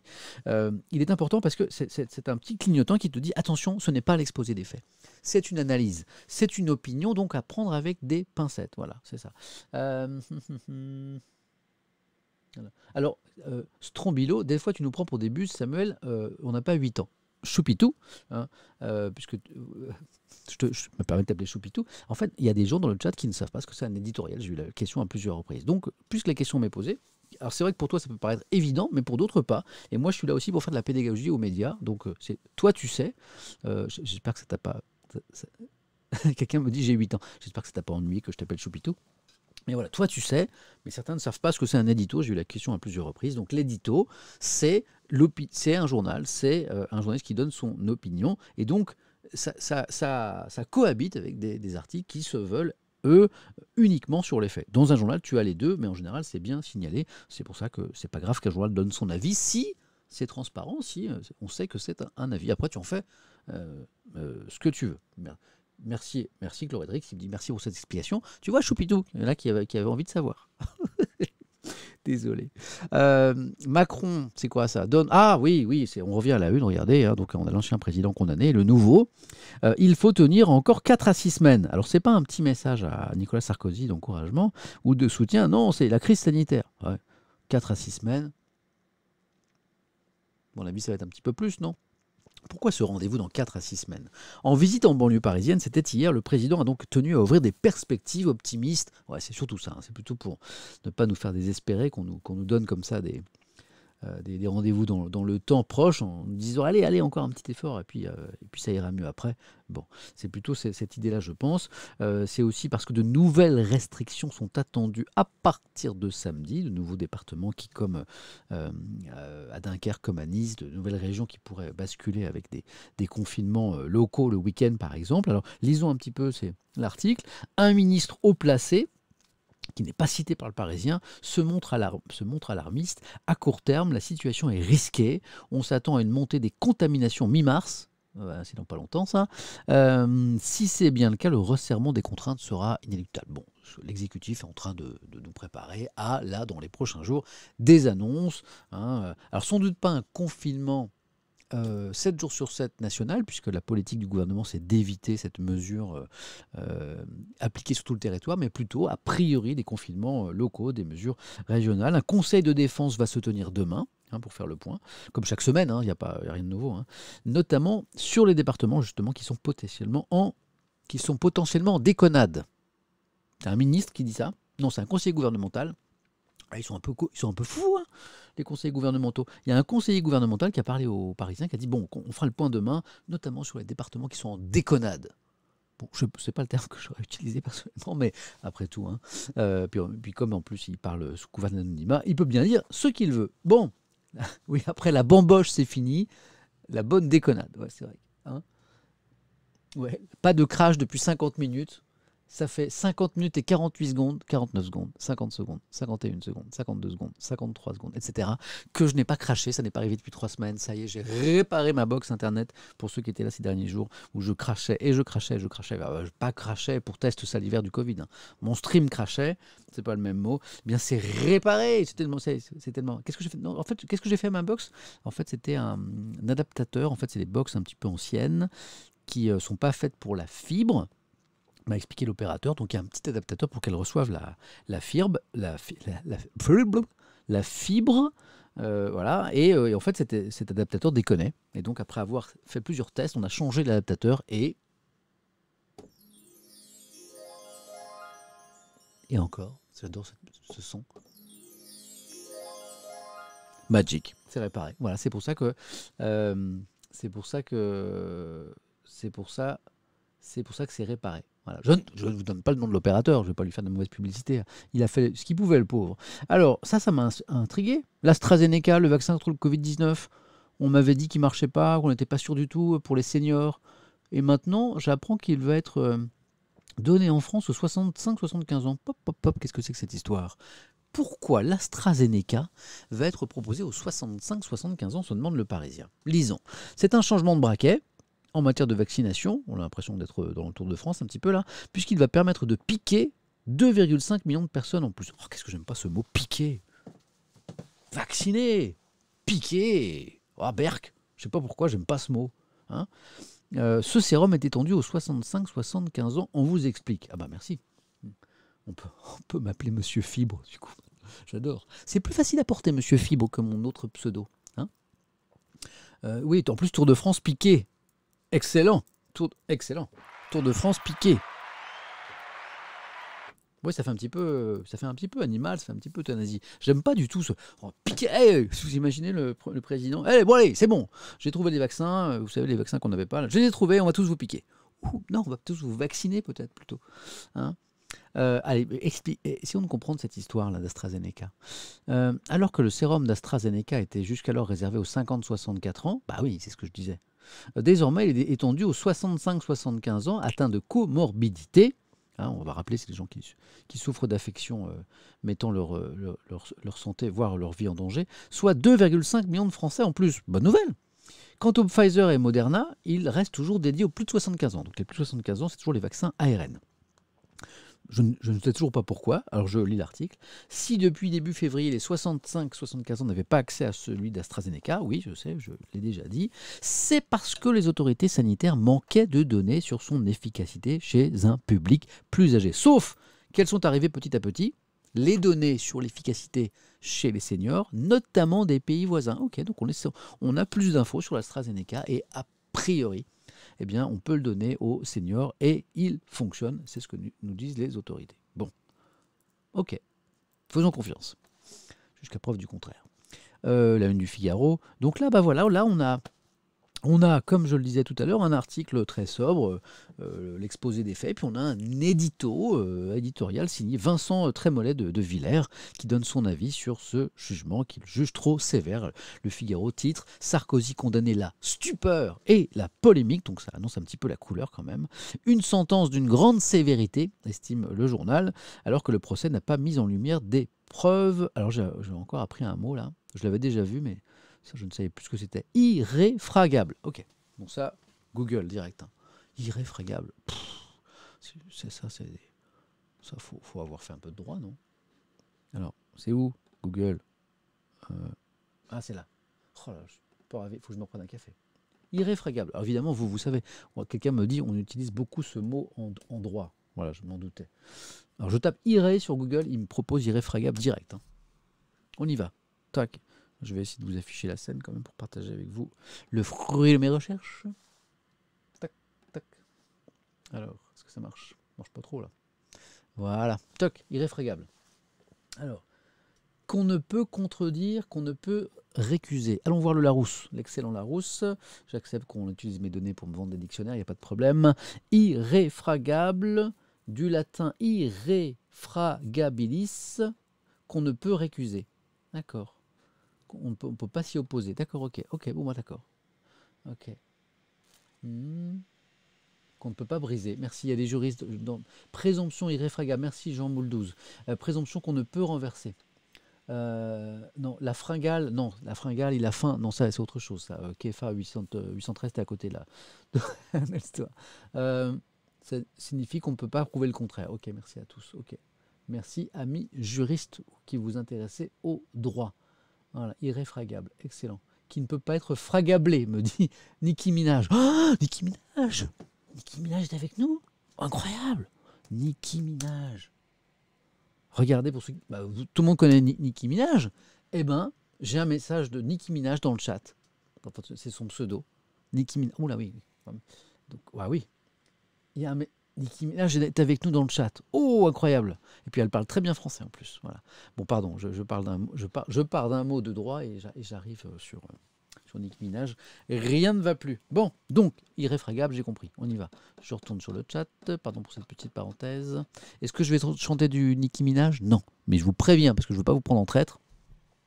Je vais chanter du Serge Gainsbourg tout à l'heure. 30 ans de sa mort, hommage, Serge Gainsbourg, obligatoire. Est-ce que quand Samuel Etienne chante, c'est un hommage? C'est pas sûr. Donc, irréfragable. On y va. Malaise dans la démocratie. Hop, faut que je vous remette la une du Figaro. Paf. C'est l'édito de Vincent Trémollet de Ville. Que pense le Figaro au fond de cette histoire? En tout cas, l'éditorialiste. Nicolas Sarkozy est condamné pour une conversation téléphonique. Peut-être un peu plus. Moi, quand j'appelle un pote, je ne prends pas un enferme. Donc, allons un petit peu plus loin. Il aurait envisagé une infraction qu'il n'a pas commise en vue d'obtenir l'appui d'un magistrat pour une décision qui lui a finalement été défavorable contre une promotion qui n'a pas été accordée. Bon, on voit où le Figaro veut en venir. Il dit qu'il n'y a rien.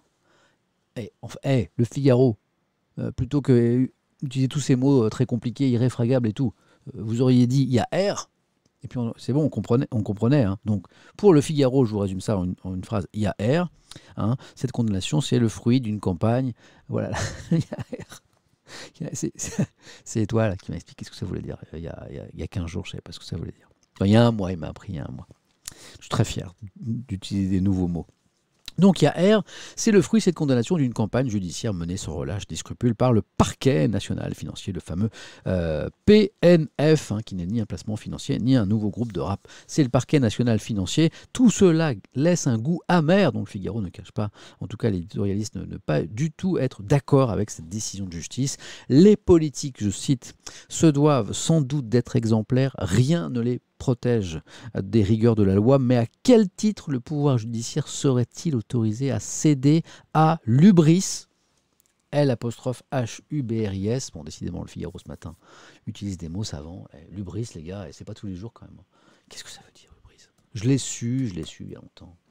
Ubris, c'est parti. Évidemment vous savez tout ça. Non, ubris, pas ibris. C'est même Google qu'on ne comprend pas de quoi je veux parler. Tac. Hubris, H-U-B-R-I-S. L'orgueil, chez les Grecs, me dit Daria. La démesure. Ah, mais vous savez tout. La démesure, la folie. L'orgueil. Mais vous savez tout, c'est ouf ça. Qu'est-ce que dit moi j'aime bien le Larousse. Hubris. Hubris, avec un H ou pas de H, 2 orthographes possibles. Chez les Grecs, tout ce qui, dans la conduite de l'homme, est considéré par les dieux comme démesure, orgueil, exactement ce que vous disiez, et devant appeler leur vengeance. Oh, voilà. On sent le mec qui étrenne son nouveau dico des synonymes, dit quelqu'un à propos du journal du Figaro. Mais non, il doit l'utiliser souvent. C'est la fatuité, c'est la morgue des grands, m'explique Carluve Testament. C'est pas de toi que je ris, c'est de quelqu'un d'autre juste au-dessus qui dit c'est Bibi Lançois qui dit hubris au bon lait de brebis. Pardon. J'adore ça moi j'adore. Moi je trouve que l'humour et la rigolade c'est quand même ce qui... Hop, je modifie un peu ma lumière parce que je suis un peu dans le noir, je trouve. C'est un peu ce qui nous fait tenir dans... pour supporter cette actualité de fou là. Elle est où ma lumière? Attention, parce que je fais tout en direct. Je vais modifier un peu ma lumière, je me trouve un petit peu dans le noir.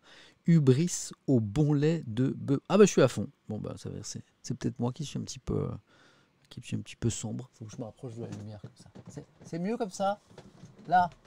Si je reste comme ça, est-ce que c'est mieux? Est-ce que en termes de cadrage et de lumière, plus haut? Si quelqu'un me dit plus haut ou plus bas? Comme ça. Je reste comme ça? Ok. C'est pectoraux, non, ne me flattez pas, il n'y a pas de pectoraux. Ça fait 2 mois et demi que j'ai pas fait de sport pour faire du stream. Donc il n'y a pas de pectoraux. On dirait Pépé qui dit ça. On dirait Pépé sur Skype. C'est pas cool ça. Au moins on verra tes tatouages. Mais non les gars, regardez, vous voyez rien là. Voilà. Bon. Parfaitement parfait. Bah, je vais rester comme ça pendant tout le chat alors. Non, bah non, je peux pas parce que la tablette est trop loin. Je suis obligé de redescendre. Oh là là, j'imagine à chaque fois, je me dis quelqu'un qui arrive pour la première fois sur ce stream, il dit « Ouais, on m'a dit que c'était vachement... c'est mon professeur de communication qui m'a dit de regarder... » Je cherche un truc, bougez pas. qui m'a dit de regarder la matinée Étienne, il paraît que c'est vachement pertinent et tout. Et puis il arrive, je suis en train de faire n'importe quoi avec mes lumières et tout. Voilà.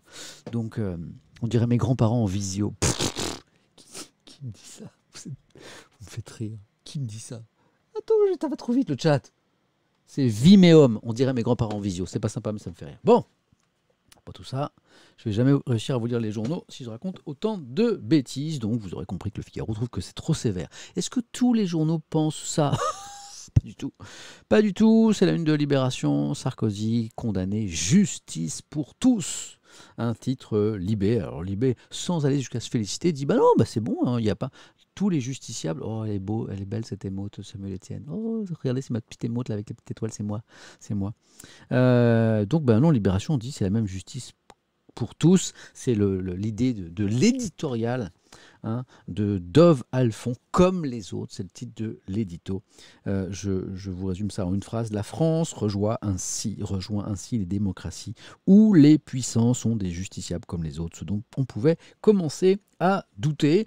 Donc Libération ne se prononce pas vraiment sur le fond, mais estime que c'est la preuve bien, que les puissants dans notre pays sont traités comme les autres. Oui, Figaro, Libération, je vous ai montré un petit peu les deux analyses possibles de cette décision de justice. L'opinion, lui, se penche sur les déflagrations d'une condamnation. Comprenez les conséquences de cette décision de justice.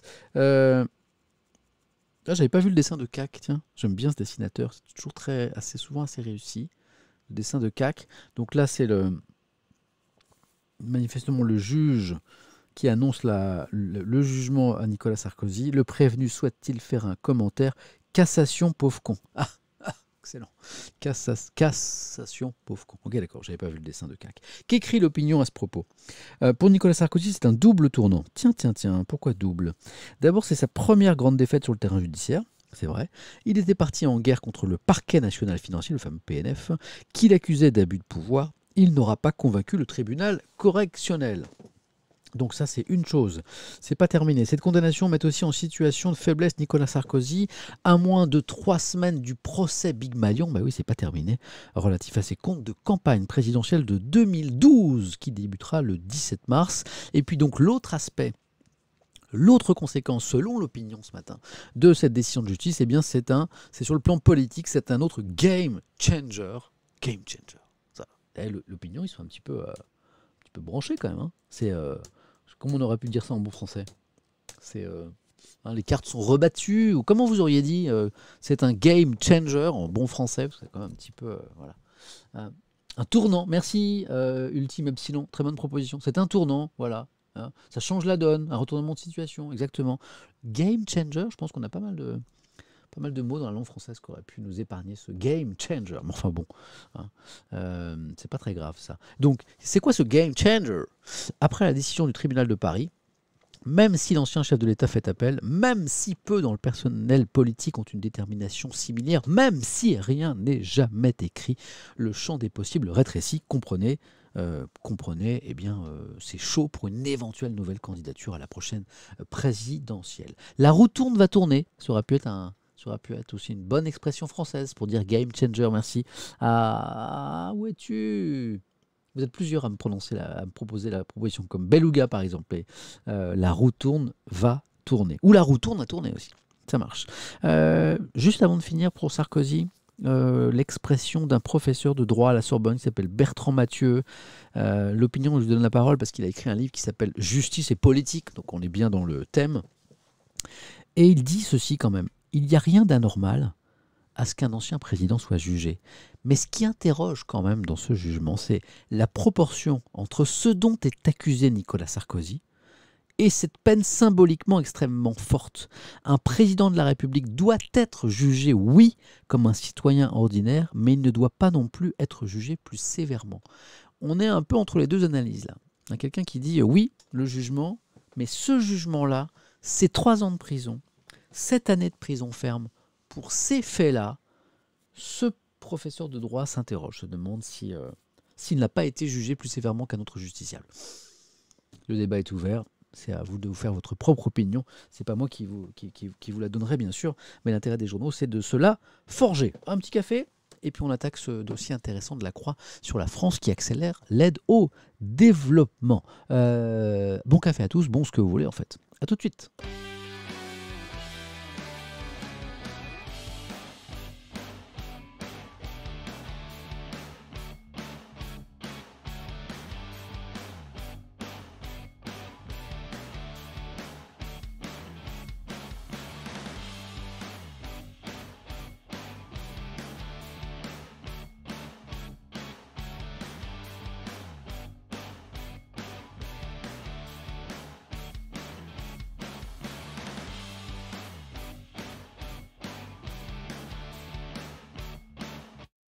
Quelle belle matinée. Il fait beau, hein, il y a de la lumière derrière moi. Je vais chercher mon grand Malo à l'école tout à l'heure, sous le soleil. J'ai mon café, j'ai le thermo, je suis avec vous. On est plus de 12 000. Le stream ne crache pas, ma connexion Internet est réparée. C'est une belle journée. Et puis j'ai plein de surprises à vous annoncer pour les prochains jours. Oh là là là, vous allez voir. En attendant les surprises, la Croix, la France accélère l'aide au développement. C'est le seul journal qui en parle ce matin. Je dis bravo, la Croix, c'est très intéressant. La loi que l'Assemblée nationale va adopter définitivement aujourd'hui, eh bien, porte enfin l'aide au développement à 0,7% du revenu national. Qu'écrit Guillaume Goubert dans son édito à droite? Regardez, la Corrèze et le Zambèze. Ça dit peut-être quelque chose aux plus anciens d'entre vous, et notamment à ceux qui s'intéressent un petit peu à l'histoire politique de notre pays, de ce siècle passé. De quoi s'agit-il? La France, en matière d'aide au développement, n'avait pas tenu ses promesses.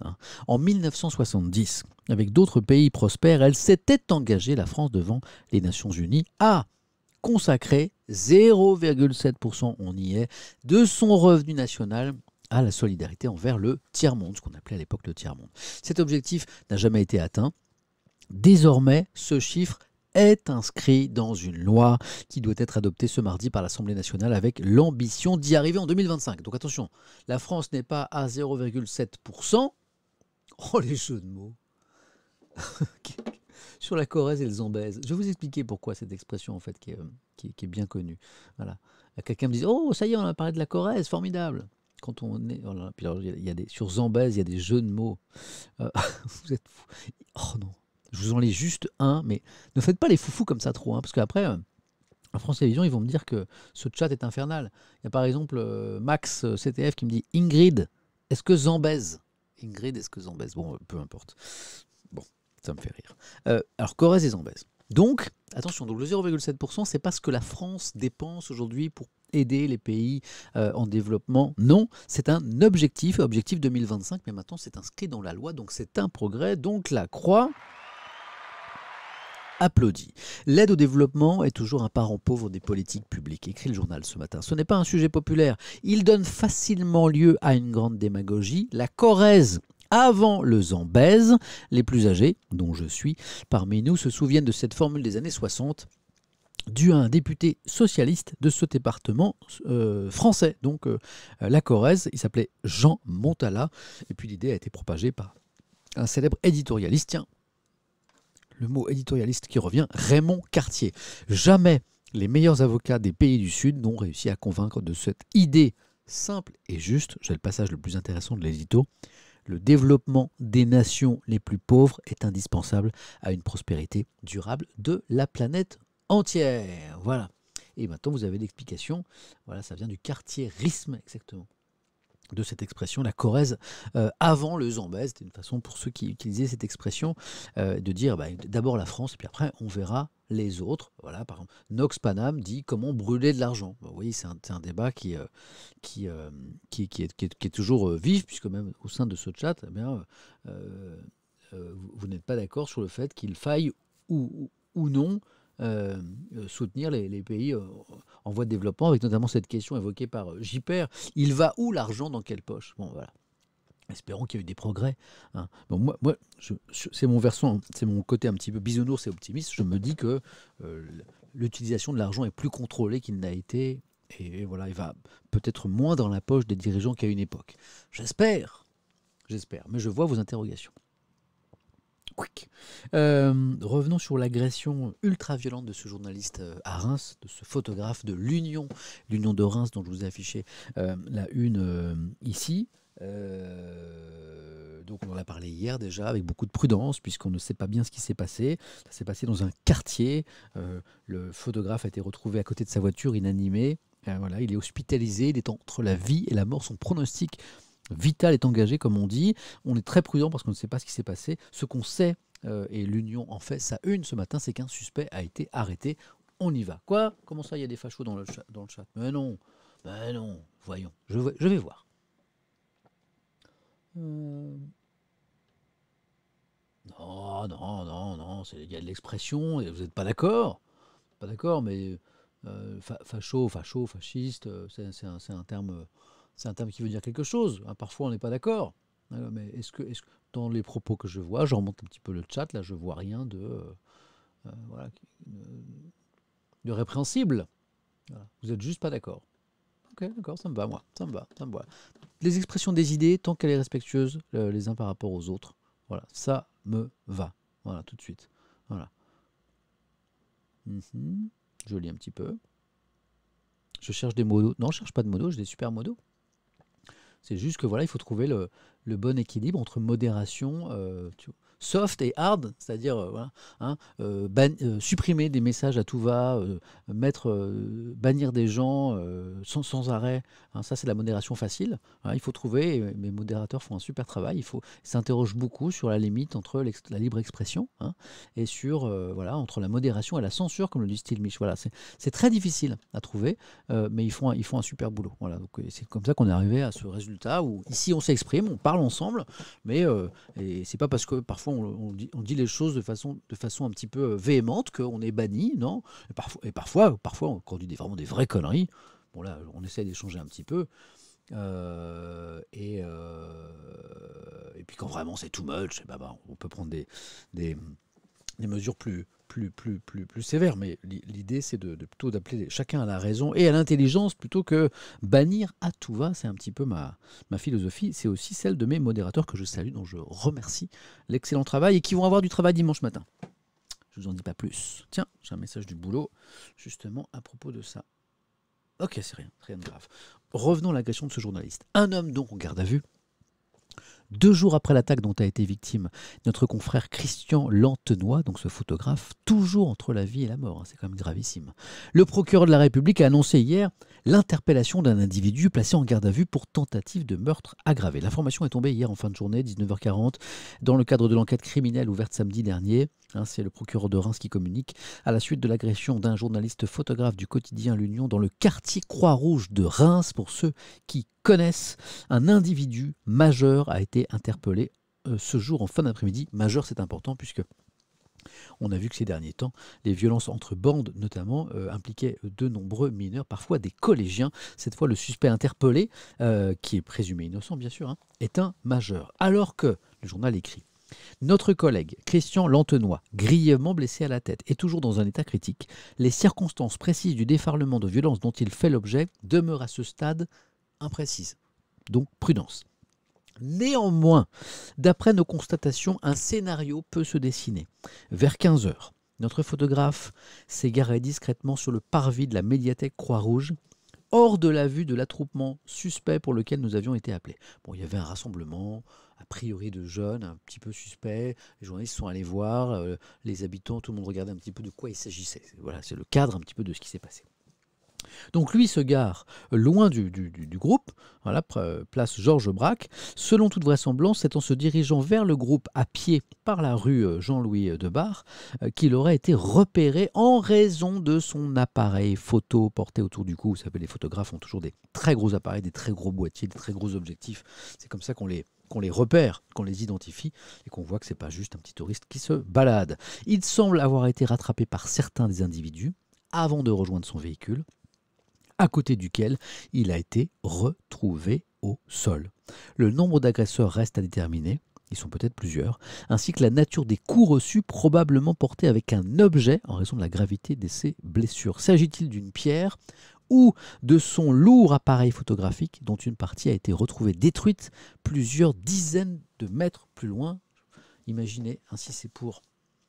S'il a été frappé avec son appareil photo, quand vous voyez le poids de ses boîtiers professionnels,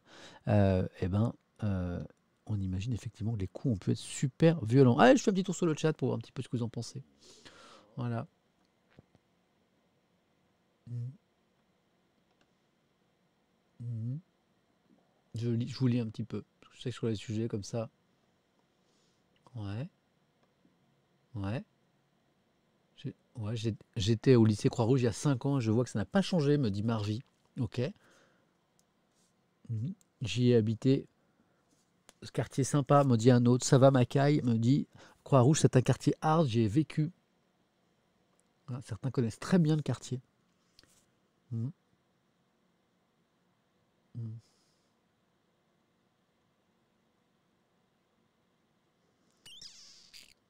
Mhm. Il commence à me faire flipper sur son invité de dimanche. Haha, vous avez peur, hein, vous savez pas qui c'est. Voilà. Bon, en tout cas, bravo, parce que c'est un sujet compliqué, ça peut partir vite en sucette, ça, et puis je vous trouve très correct. Voilà, vous arrivez à échanger entre vous. Merci, vous êtes juste géniaux. Je pense que vous êtes le plus beau chat de France. Je vais créer un émote, pas de Samuel Etienne, je vais faire un émote sur mon chat pour vous remercier parce que vous êtes juste topissime. J'ai appris des trucs grâce à West France. Je n'ai toujours pas compris ce que c'était le cloud. Bon, bah voilà. Ça y est, mais non, je suis pas démago. Franchement, allez voir les. C'est pas toujours comme ça les chats. Hein. Ouais, voilà, la brosse à reliure. Mais oui, mais vous méritez un petit coup de cirage. Vous êtes magnifique. Voilà, un petit peu de polish. Voilà, c'est bon, ça me met la tête tournée. On peut dire des conneries. J'adore. Ouais, quand je fais ça, vous pouvez écrire n'importe quoi. Voilà. Mais n'oubliez pas que de temps en temps, je prends ma petite souris puis je remonte le chat. Genre en mode pion, quoi. Donc, oh, là-bas. Voilà. Bon, le cloud, j'avais compris ce que c'était, grâce à West France, qui est ce quotidien régional toujours un petit peu intéressant, toujours un petit peu à part, parce qu'il a de nombreuses pages nationales et internationales, ça en fait vraiment un quotidien à part. C'est peut-être pas pour rien qu'il est le quotidien le plus lu et le plus vendu de France. Hein, West France, c'est plus lu que Le Monde, que Le Figaro, que Le Parisien, que Libération, que L'Équipe, que tous les autres journaux régionaux. Hein, c'est vraiment un statut à part. À une époque, hein, Ouest France attirait à plus d'1 million d'exemplaires. Aujourd'hui, c'est plus tout à fait le cas, mais c'est quand même assez étonnant. Ouest France donc s'intéresse au stockage des données, le stockage de nos données qui vaut de l'or. Titre Ouest France ce matin. À mon avis, vous connaissez ça par cœur. Moi, j'ai appris plein de trucs. Je lis. Dans le cloud, ce réseau mondial constitue d'énormes serveurs numériques. Alors moi, je pensais que c'était des vrais nuages au-dessus de nos têtes et dedans, il y avait plein de clés USB. Donc, manifestement, ça n'est pas ça. Constitué d'énormes serveurs numériques, nos données en ligne profitent surtout à Wall Street.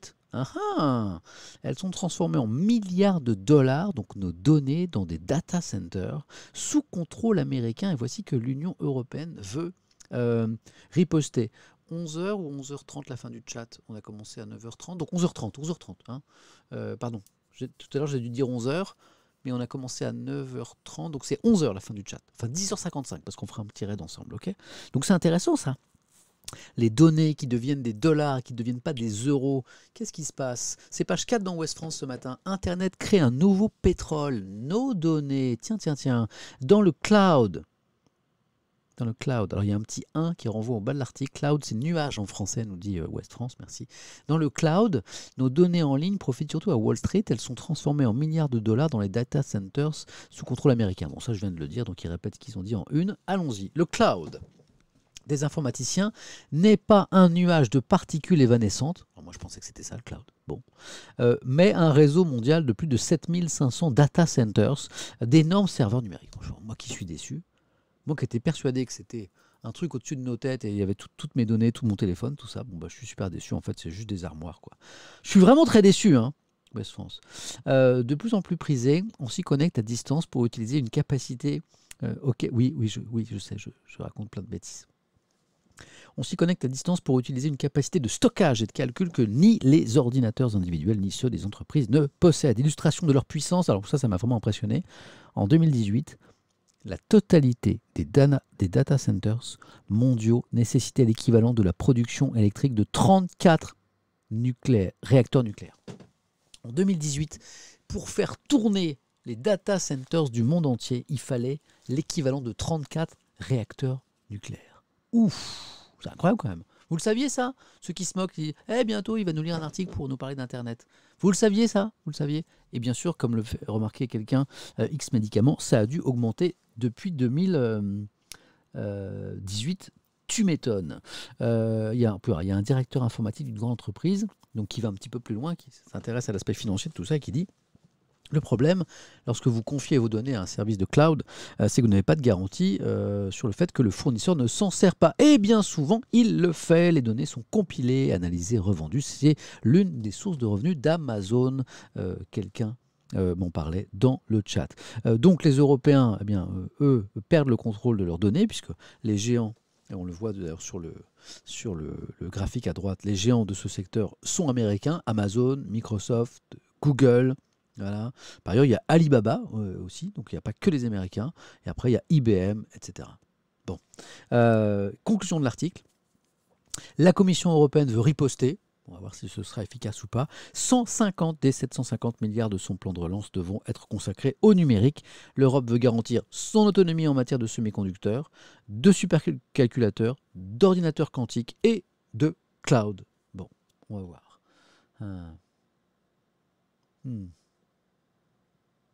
Ça n'a pas forcément augmenté, me dit quelqu'un, Guillaume, dans le chat. Il y a de plus en plus de data centers écologiques qui consomment moins et ça devient plus performant. Ah, ok. Je ne demande qu'à le croire. Okay. Donc ça peut-être pas. Mais bon, avec les besoins de plus en plus importants, même si certains sont moins gourmands en énergie, je me dis, l'Europe va rien faire, on le sait tous, me dit Nox Palin. C'est une possibilité. On jugera sur pièce. Il y a une piscine dans Paris qui chauffe son eau uniquement grâce à un data center en dessous, me dit Latis. C'est vrai, j'avais lu un article là-dessus. On continue.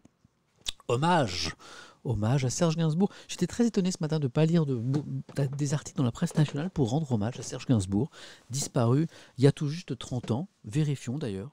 Est-ce que c'était pile il y a 30 ans? Peut-être que ça pourrait être une explication, ça. Peut-être que ce n'est pas la date pile poil d'aujourd'hui. Allons voir. Tac, hop, Serge Gainsbourg. Quelle est la date de sa mort? Parce que ça expliquerait peut-être que du coup... Moi, je n'ai pas compris pourquoi il y avait des articles dans la presse régionale. Mort le 2 mars 1991. C'est ça, c'est exactement aujourd'hui. Hop, regardez. Voilà. Serge Gainsbourg, voilà. Né le 2 avril 1928 à Paris. Mort le 2 mars 1991, donc il y a 30 ans tout juste, dans la même ville, à 62 ans. Donc c'est bien ça. Et donc j'étais étonné de voir assez peu finalement d'articles dans la presse nationale. En revanche, la presse régionale rend hommage. Allons brûler un petit billet en son hommage, dit Caroc, qui se rappelle de cette image. 30 ans déjà. Titre Le Midi Libre. Pardon. Je m'éclaircis la voix puisque bien sûr je vais chanter dans un instant. Vous avez encore le temps de vous en aller. Vous êtes combien ce matin d'ailleurs? Je vais pouvoir mesurer combien de personnes fait fuir ma voix ce matin. Vous êtes un peu plus de 12 000. Le 2 mars 1991, l'homme à la tête de chou nous quittait, terrassé par une crise cardiaque. Solitude, amour, excès, le génie musical fait l'objet de 2 nouvelles biographies. Un mort dans la solitude, c'est Bernard Pasquito qui le dit dans son dernier livre, la dernière vie de Serge Gainsbourg. Et il nous apprend que c'était un homme seul, Gainsbourg. C'est fou ça. C'était un homme seul, Gainsbourg, à sa mort. Jean-Marie Gavalda demande à ce biographe: qu'avez-vous découvert avec ce nouveau livre? Lisons ensemble. Je me suis penché sur sa fin de vie et j'ai découvert une grande solitude. Les biographes étaient passés à côté après sa mort qui avait suscité un débordement d'amour en contraste avec son isolement. Il est un homme, à sa mort, usé par la maladie, l'alcool, sa greffe du foie. Il n'a que 63 ans, mais le régime Gainsbourg, donc alcool et cigarettes, en ajoute une trentaine, comprenez une trentaine d'années. Il éprouve aussi des difficultés au travail. Le journaliste le relance, c'est Bambou, sa compagne, sa dernière compagne, qui le découvre mort car elle ne vit pas avec lui. Et Bernard Pasquito explique, effectivement, elle vient tous les jours, mais il l'a installée avec Lulu, Lucien, son fils, dans un autre appartement car il est très maniaque. Il ne supporte pas que le jeune enfant touche à ces multiples bibelots disposés au millimètre près, cette méticulosité maladive qui est en contradiction d'ailleurs avec son personnage. Et le journaliste le relance sur ses complexes par rapport à son physique. Je crois qu'il ne s'en est jamais guéri, explique Bernard Pasquito. Gainsbourg est resté un homme complexé.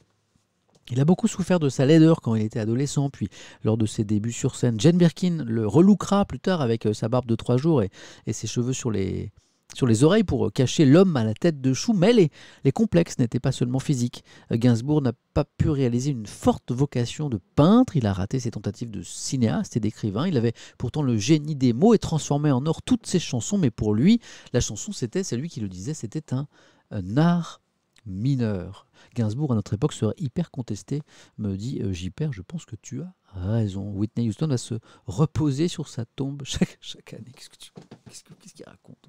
Mais non, Ouais, mais Whitney Houston, je me rappelle de cette séquence. Et puis, fin de l'article, le journaliste dit, mais il médiatise Charlotte, Gainsbourg, et Lulu, Lucien, mais on ignore qu'il avait 2 autres enfants. Eh ben, moi, je ne me rappelais pas de ça. Il avait 2 autres enfants. Natacha et Paul étaient nés d'un second mariage catastrophique avec Françoise Pancrazi. Qui est Françoise Pancrazi? Vous savez, vous? Je sais pas. Hop, c'est pas ça, moi. Françoise Pancrazi. Ok.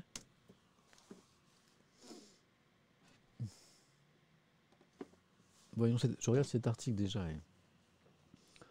Bon, c'est un article de Femme Actuelle, donc c'est pas une source dont j'ai l'habitude. Hop. Qui était Françoise, la mère de ses enfants, Natacha et Paul? Voilà, oubliez la pub sur la pizza, là.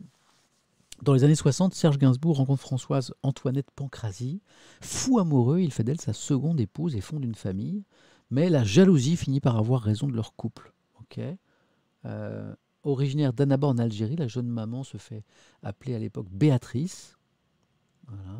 Ou princesse Galitzine en raison de son précédent mariage avec Georges Galitzine, issu de la grande bourgeoisie, et elle initie Gainsbourg à un train de vie luxueux. Les tourtereaux s'installent dans un superbe appartement du quartier de la Madeleine à Paris. Ouais, quand même. Si les prémices de leur relation sont heureuses, eh bien Serge Gainsbourg et sa seconde épouse finissent rapidement par se déchirer. Et pour cause, cette dernière, ne supportant pas de savoir son homme entouré de femmes, multiplie les crises de jalousie. Okay. Bon, c'est très Femme Actuelle quand même. Hein. Ok, d'accord. Revenons à l'article. Donc, voilà, cette femme. Le journal se conclut ainsi. Natacha et Paul étaient nés d'un second mariage catastrophique avec Françoise Pancrazi. Tôt séparés de ses enfants, il ne pouvait les voir qu'en présence de sa femme qui les montait contre leur père. Bon, ça avait l'air très compliqué, mais l'article de Femme Actuelle l'évoquait à l'instant. Il n'a jamais pu avoir avec eux des relations normales. Il les a occultés, car comme tous les maniaques perfectionnistes, il écartait tout ce qui n'était pas beau dans sa vie. Non, je vais avec vous jusqu'à 11h25 ce matin. Parce que, attendez. Oui, il faut que je sois à 11h50 à l'école. Donc ça, non, c'est bon. On est ensemble jusqu'à 11h25 et on fera un petit raid tout à l'heure. Donc voilà. Ouais. Hop.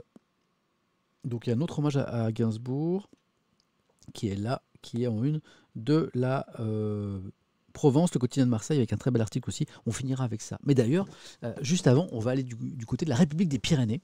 Avec ça m'intéresse beaucoup parce que ce sont les premiers tests salivaires. Les premiers tests salivaires dans les écoles, puisqu'on a eu la bonne idée quand même de ne pas foutre des écouvillons, des cotons-tiges au fond des narines de nos bambins. Et donc ces tests salivaires, ça arrive dans les écoles. Comment ça marche? Pourquoi faire? La République des Pyrénées. Non, c'est bon. Non, vous n'avez pas grugé 25 minutes. En général, je suis 2 heures avec vous. Et là, ce matin, j'ai commencé à 9h30. Donc je vous emmène jusqu'à 11h25. Il n'y a pas de problème. Voilà. Les premiers tests dans les écoles. Donc comment ça marche? Pourquoi faire? Le coup d'envoi des tests salivaires dans le 64, le département, a été donné hier matin à l'école Bosquet. 9 parents sur 10 avaient donné leur accord. On va rappeler qu'il faut l'accord des parents. Alors quelqu'un me demande, c'est fiable les tests salivaires? D'après ce que j'ai lu, oui, c'est fiable. Si, je vais chanter, mais j'ai encore un article sur Gainsbourg, vous inquiétez pas. Donc coup d'envoi des tests salivaires, ou plutôt inquiétez-vous, dans les écoles du 64. 157 enfants ont été testés grâce à une adhésion de 89% des parents. On va rappeler qu'effectivement, il faut l'accord des parents. On ne teste pas, bien sûr, des enfants sans l'accord des parents, hein, évidemment. Alors là, c'est la parole d'abord à un biologiste d'un laboratoire qui va voir les enfants et dit, alors, les enfants, c'est des petits, je crois qu'ils sont en CP, pensez à quelque chose que vous aimez beaucoup, genre du chocolat, voilà, et quand vous sentez la salive sous la langue, est-ce que ça marche? Je vais faire le test. Il faut que je pense à du chocolat.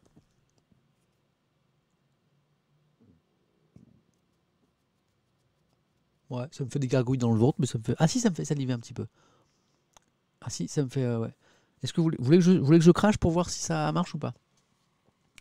Faut penser à des cornichons? Non. Pense au café. Pense au café. Ça marche. Alors, vous pensez à quelque chose que vous aimez beaucoup, genre du chocolat. Quand vous sentez la salive sous la langue, vous crachez dans le pot. Explique Franck Badzu. Oh, excuse-moi, mais t'as un nom de famille qui est du Badguzer, biologiste au laboratoire Scilab, chargé en ce lundi matin de réaliser les tests. Donc c'était hier, hein, c'est tout frais. Les tests salivaires de 157 enfants dans l'école élémentaire Bosquet de Pau. Les élèves de CP, tu vois, c'est des tout petits. Autorisation signée des parents en main. Oh, c'est mignon. Se mettent tous sur des points roses au sol, bien espacés sous le préau. Ah, le préau, le mot qui vient de loin.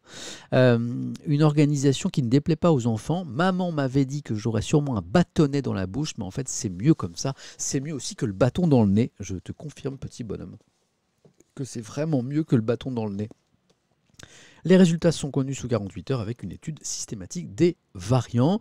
Alors, qui sera testé ? Eh bien, les écoles dans les zones où le virus circule le plus, nous apprend l'article. Voilà, bon, l'idée, c'est de voir s'il y a des clusters, de voir s'il y a des enfants contaminés. Et puis, voilà. Qui a... c'est mieux qu'un bâton dans le... Ah oui, vous faites... référence au fameux test chinois que l'on a évoqué ici. Pour ceux qui ne connaissent pas ce fameux test chinois contre le Covid qui ne se fait pas dans le nez, qui ne se fait pas dans la bouche, qui se fait ailleurs, vous faites une petite recherche sur Google et vous le trouverez. Voilà. Est-ce qu'il y aura pareil au lycée ? Je ne sais pas. Là, pour l'instant, c'est les petits. L'idée, c'est aussi de savoir, aujourd'hui, c'est un petit peu mystérieux. Est-ce que les enfants sont touchés ? Est-ce que les enfants contaminent ? Est-ce que les écoles sont éventuellement des super contaminateurs ? On ne sait pas bien. En ce moment, on ne sait pas bien. Et donc, ces tests salivaires vont peut-être permettre de le savoir. On verra dans quelques semaines, finalement, en fonction des résultats, si c'était intéressant de faire ces campagnes de tests dans les écoles ou pas. Allez, un dernier article. On a un petit peu d'avance. Ça veut dire que je vais pouvoir vous emmener voir un article de La Croix que je vous ai mis de côté depuis quelques jours, qui est vachement intéressant sur la relation entre le bébé et les parents. Un très bel article. Mais on a à nouveau cet hommage à Serge Gainsbourg en une de La Provence, ici ce matin. Il y a 30 ans, Serge Gainsbourg venait nous dire qu'il s'en allait. Hommage en une de La Provence. Personnage, fascinant.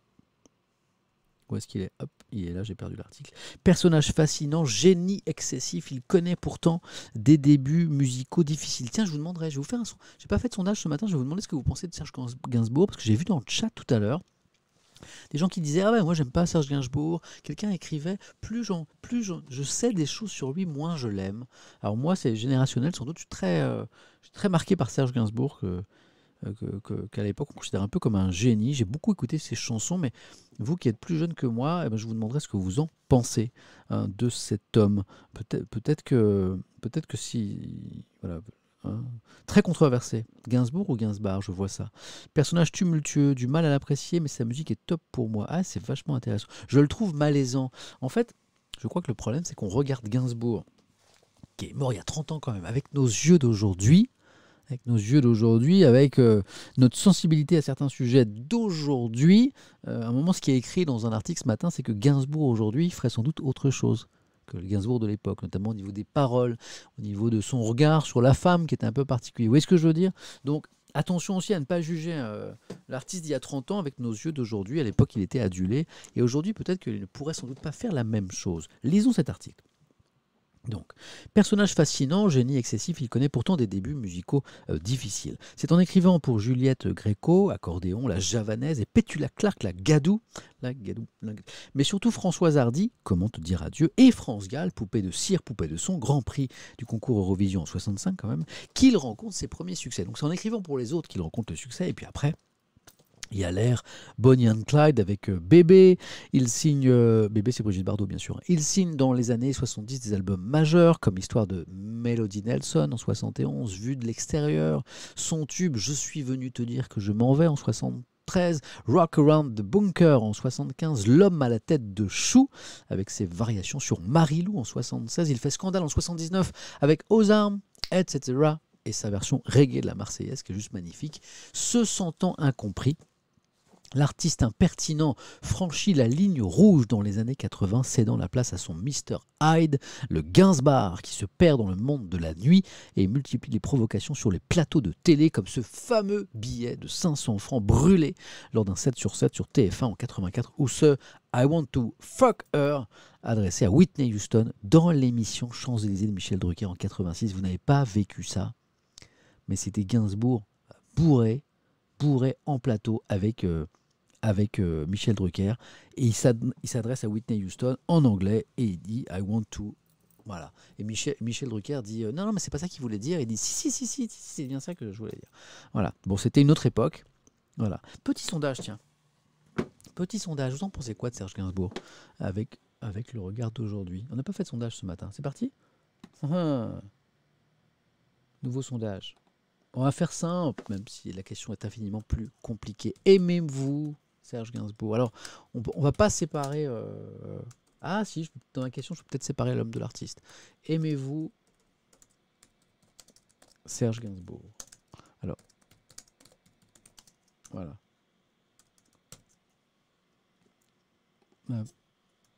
Oui, l'homme et l'artiste, première proposition. Vous voyez, je vais scinder un petit peu pour rendre le sondage un petit peu plus fin.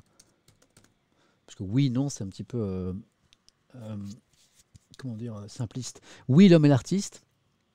Oui, l'artiste. Donc là, je distingue. Hein, c'est-à-dire que voilà. Non, pas fan. Donc là, vous aimez pas le personnage. Voilà. Et puis 4, pas d'avis. Comme ça, c'est un petit peu plus fin. Donc vous avez 4 propositions. Aimez-vous Serge Gainsbourg? Oui, l'homme et l'artiste. Oui, l'artiste uniquement. Genre, bon, le bonhomme, pas trop. Non, pas fan. Là, vous aimez pas. Et pas d'avis, c'est parti. Voilà. Et moi, je me fais un petit café. À vos votes, les amis, ça m'intéresse vachement de savoir ce que vous en pensez de Gainsbourg aujourd'hui.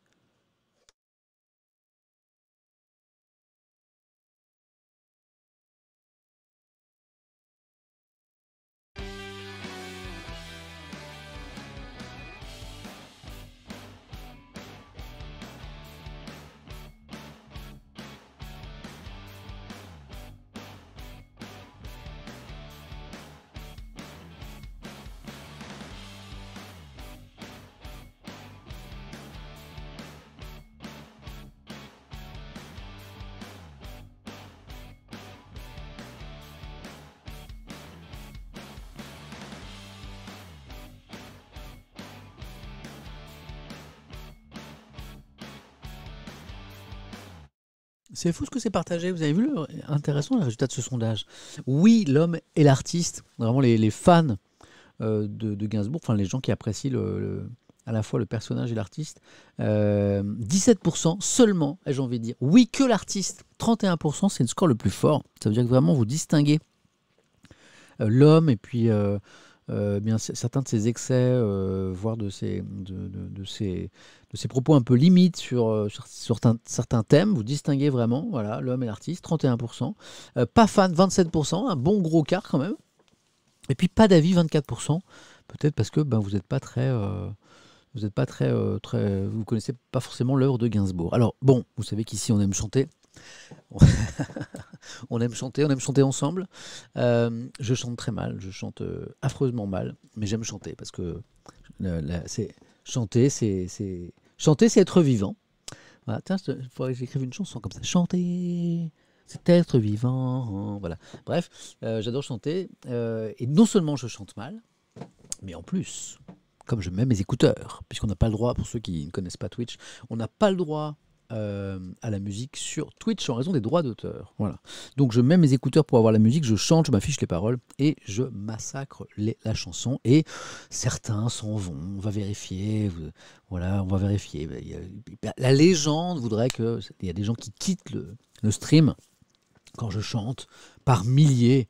On va voir. Alors, qu'est-ce qu'on va s'écouter? Faites-moi des propositions.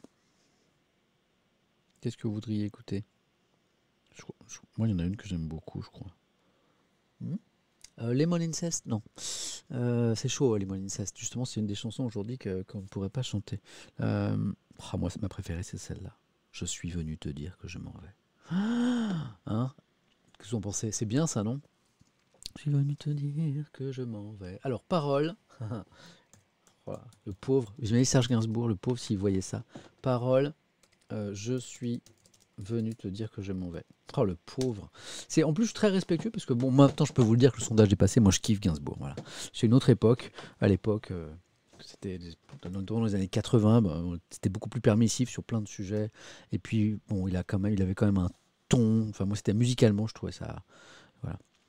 J'adorais écouter Gainsbourg, notamment avec les copains. On jouait au poker au début des années 90. C'était 20 ans avant tout le monde.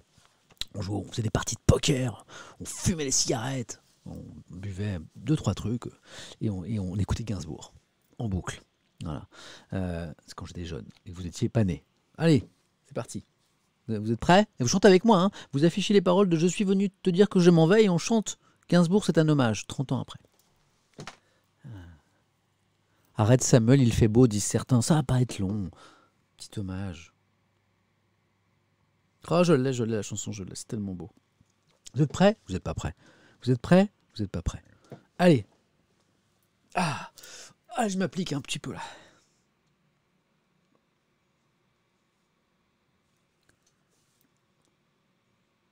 Vous êtes prêts? 3. Il y a une petite basse au début et ça part tout de suite les paroles. Je suis venu te dire que je m'en vais. Et tes larmes n'y pourront rien changer.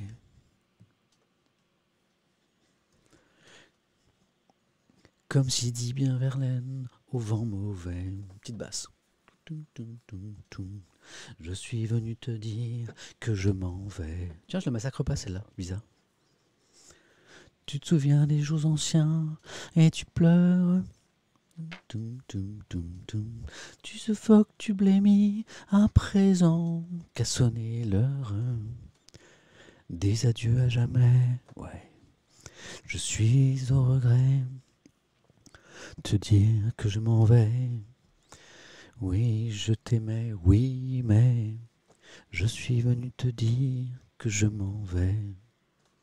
Elle est belle cette chanson. Tes sanglots longs n'y pourront rien changer. Comme dit si bien Verlaine, au vent mauvais. Je suis venu te dire que je m'en vais. Tu te souviens les jours heureux et tu pleures.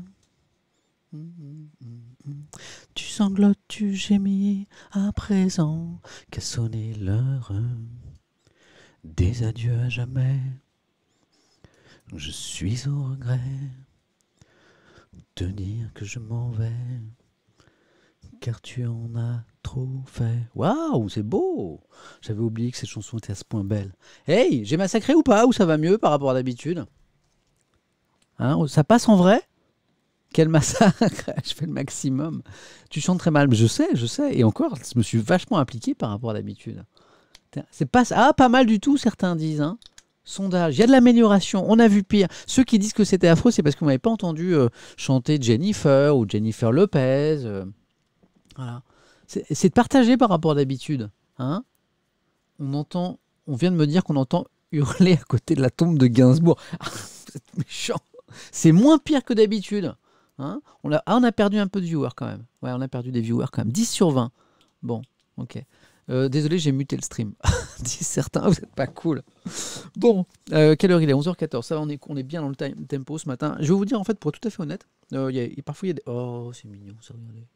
Ça, c'est mon fiston. Pour ceux qui n'étaient pas au début, qui n'étaient pas là au début du stream, quand on a commencé à 9h30, donc ce matin, je finissais ma revue de presse, et puis Malo, 4h30, se réveillait, il ne veut pas aller à l'école en ce moment. Donc j'essaie d'être vraiment super cool avec lui. Donc il m'a pris l'article de la Provence, et il l'a surligné à sa façon. Il m'a dit, bon voilà papa, il faut que tu parles de ça, ça, ça et ça. C'est pas beau ça? C'est beau. Bon, comme on a un petit peu de temps, et puisqu'on parle d'enfants, magnifique transition, je vais pouvoir vous parler de ça. Non, pas de ça, c'est un article sur moi, ça n'a aucun intérêt. Non, de ça. C'est un article que je vous ai mis de côté dans La Croix, il y a quelques jours, c'était le 24 février, et j'ai jamais eu le temps de vous en parler. Voilà. Donc c'est vraiment un article intéressant sur l'attachement, c'est bien parce qu'on parle des enfants, l'attachement a un lien pour la vie. C'est un article sur l'attachement entre le bébé et ses parents, et au-delà de ses parents, c'est vachement intéressant. Ah, enfin, me dit Guinôme 13 qui attendait cet article depuis un moment. Un enfant a besoin d'un port d'attache sécurisant pour grandir, nous explique Lacroix dans ce dossier parents et enfants. Si la mère, écoutez les papas ou les futurs papas, si la mère a longtemps été considérée comme la figure d'attachement principale du bébé, elle partage de plus en plus ce rôle avec le père. Ha ha ha, il y a du nouveau. Alors, Lacroix cite en fait un psychologue britannique qui s'appelle John Bowlby.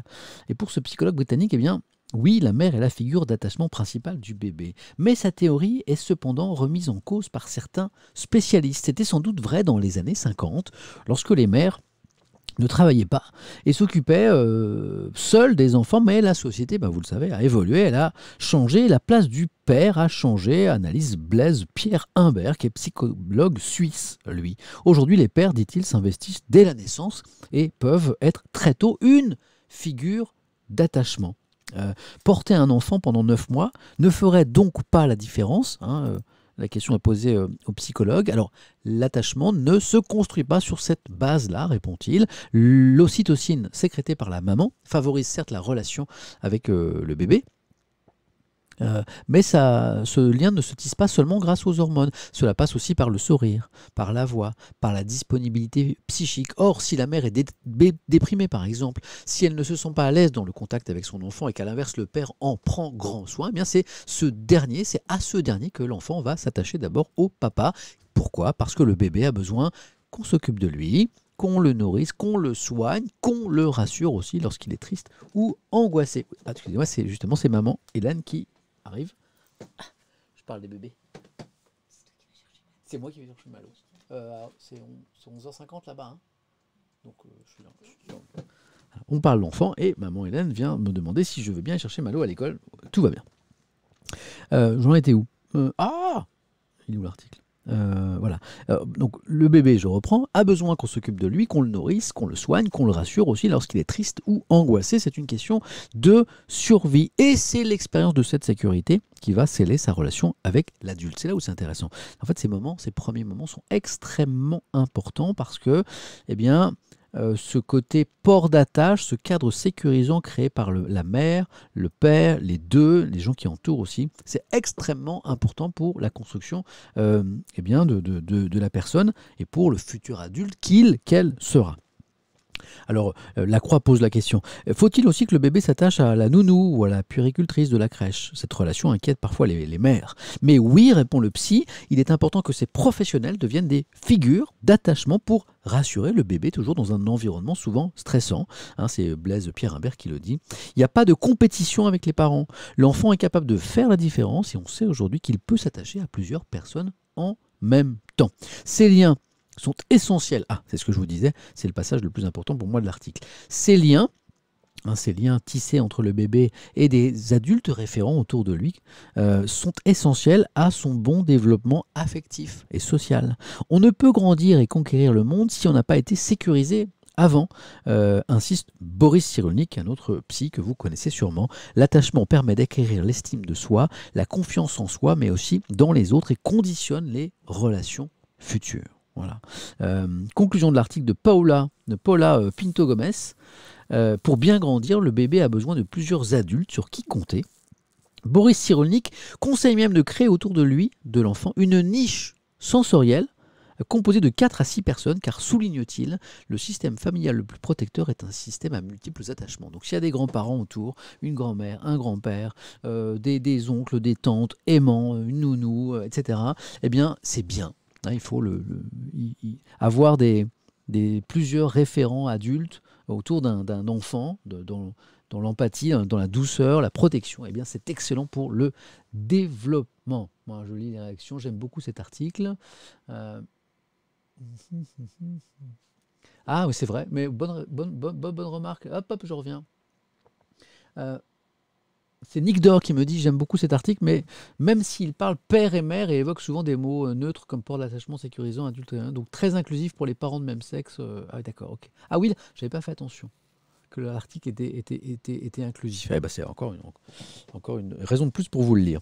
Et puis, il y a une interview, un entretien assez intéressant, 11h20. Je prends encore quelques minutes pour vous le lire et après on fait un raid. Ensemble, on va découvrir un autre streamer ou une autre streameuse, c'est toujours des moments sympas.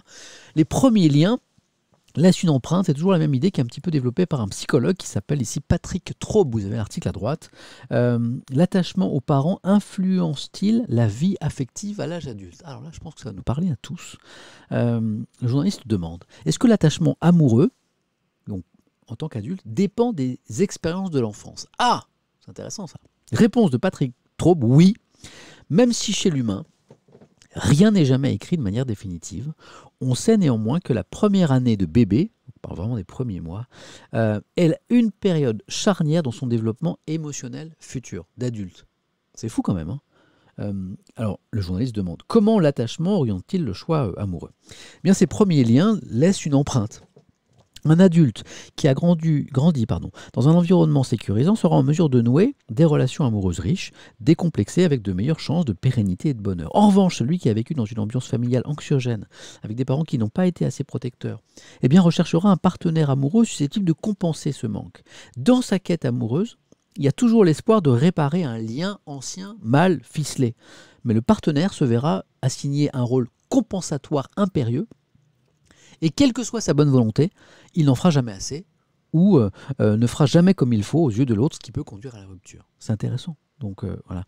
Hop, j'ai mis le chat en pause, il faut que je revienne à vos derniers commentaires. Voilà.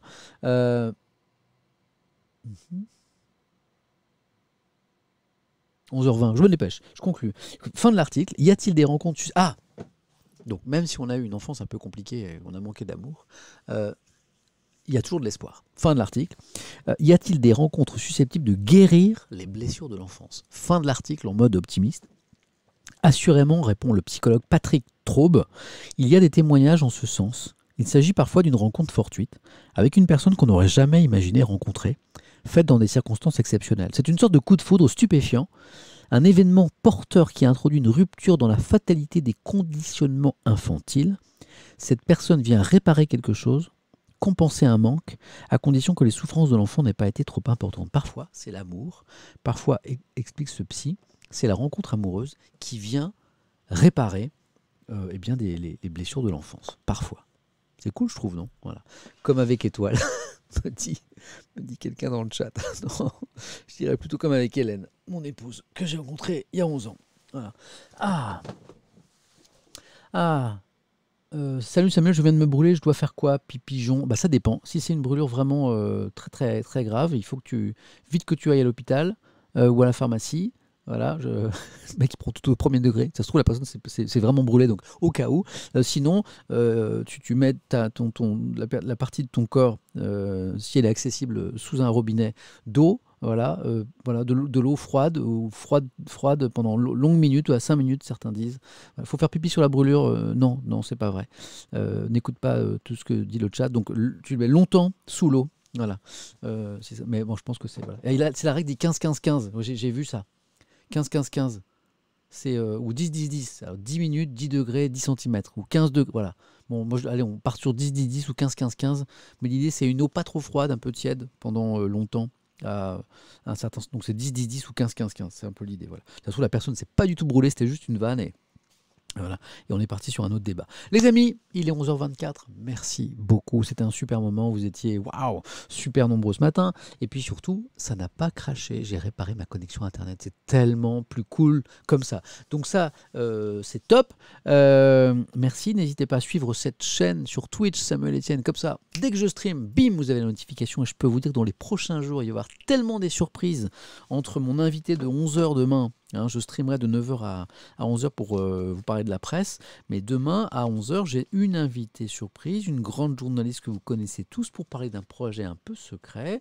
Je regarde s'il est sorti, ce projet. Parce que normalement, France Télévisions devait en parler aujourd'hui. Pour l'instant, non. Ok, donc je n'en dis pas plus, d'accord ?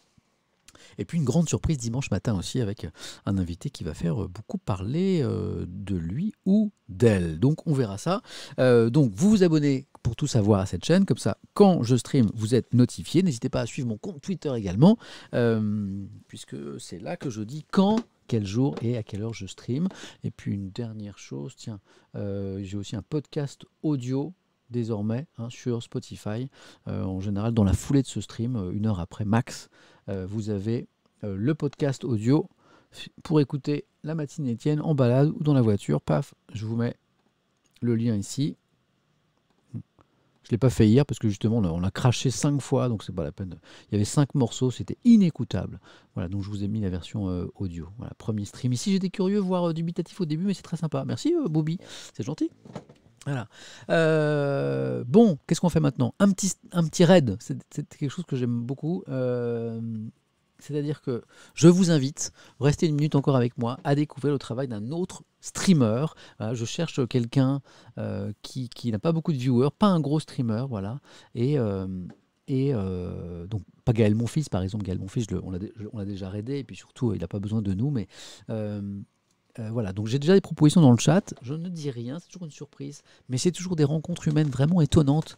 Et en général, on tombe sur des gens incroyables. Alors j'ai déjà des propositions. Hop.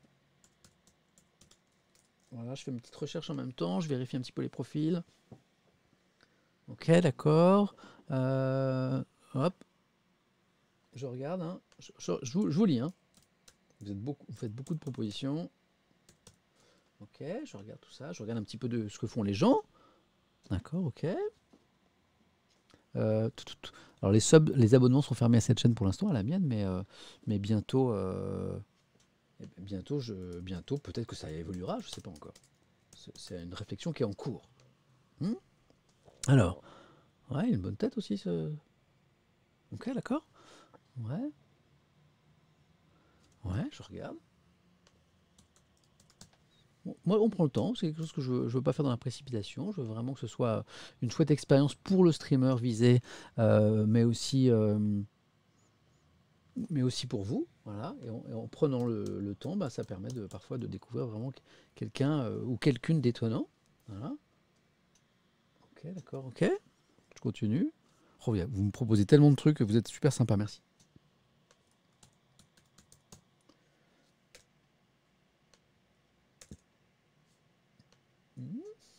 Ok. D'accord. Ouais.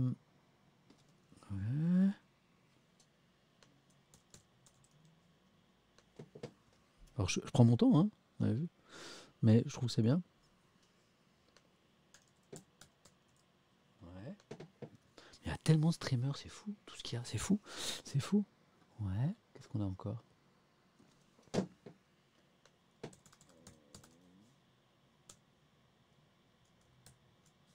Alors, parfois, on me propose quelqu'un qui n'est pas en live. Donc là, par exemple, la personne n'était pas en rad. Ouais, ok. Merci à tous pour vos propositions, c'est cool. Hein. Ah, là, ça, cette personne est en live, d'accord, ok. Je regarde. Ouais, d'accord, ok. Bizarre ça. Alors, c'est un peu plus qu'une minute, j'avoue. Ouais, ouais, ok. Ah.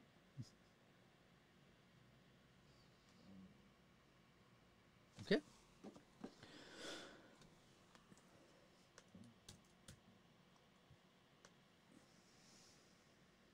Ok.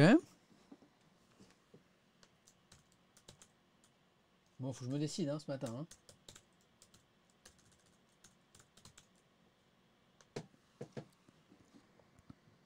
Pépinpin, je l'ai fait avant-hier. Osée Joséphine, j'ai déjà fait. Ouais, je vais trouver. Je vais trouver, n'inquiétez pas. J'ai presque trouvé.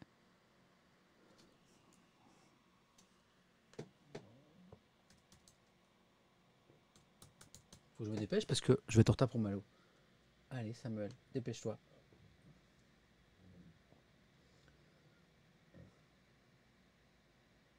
Ok. Ah, bah, Pépinpin, en fait, je l'ai raidé il y a 2 jours déjà. Ouais. Ok.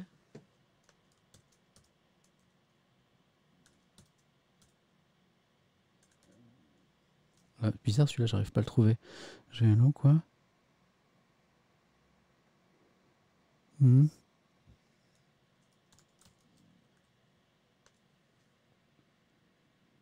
Ouais. Non, pas Gaël, mon fils. Quelqu'un me dit qu'il est en entraînement avec son gars, c'est génial, mais il a 4000 viewers, donc non. Osée Joséphine, Pépipin, je l'ai déjà fait. Euh, ok, je regarde.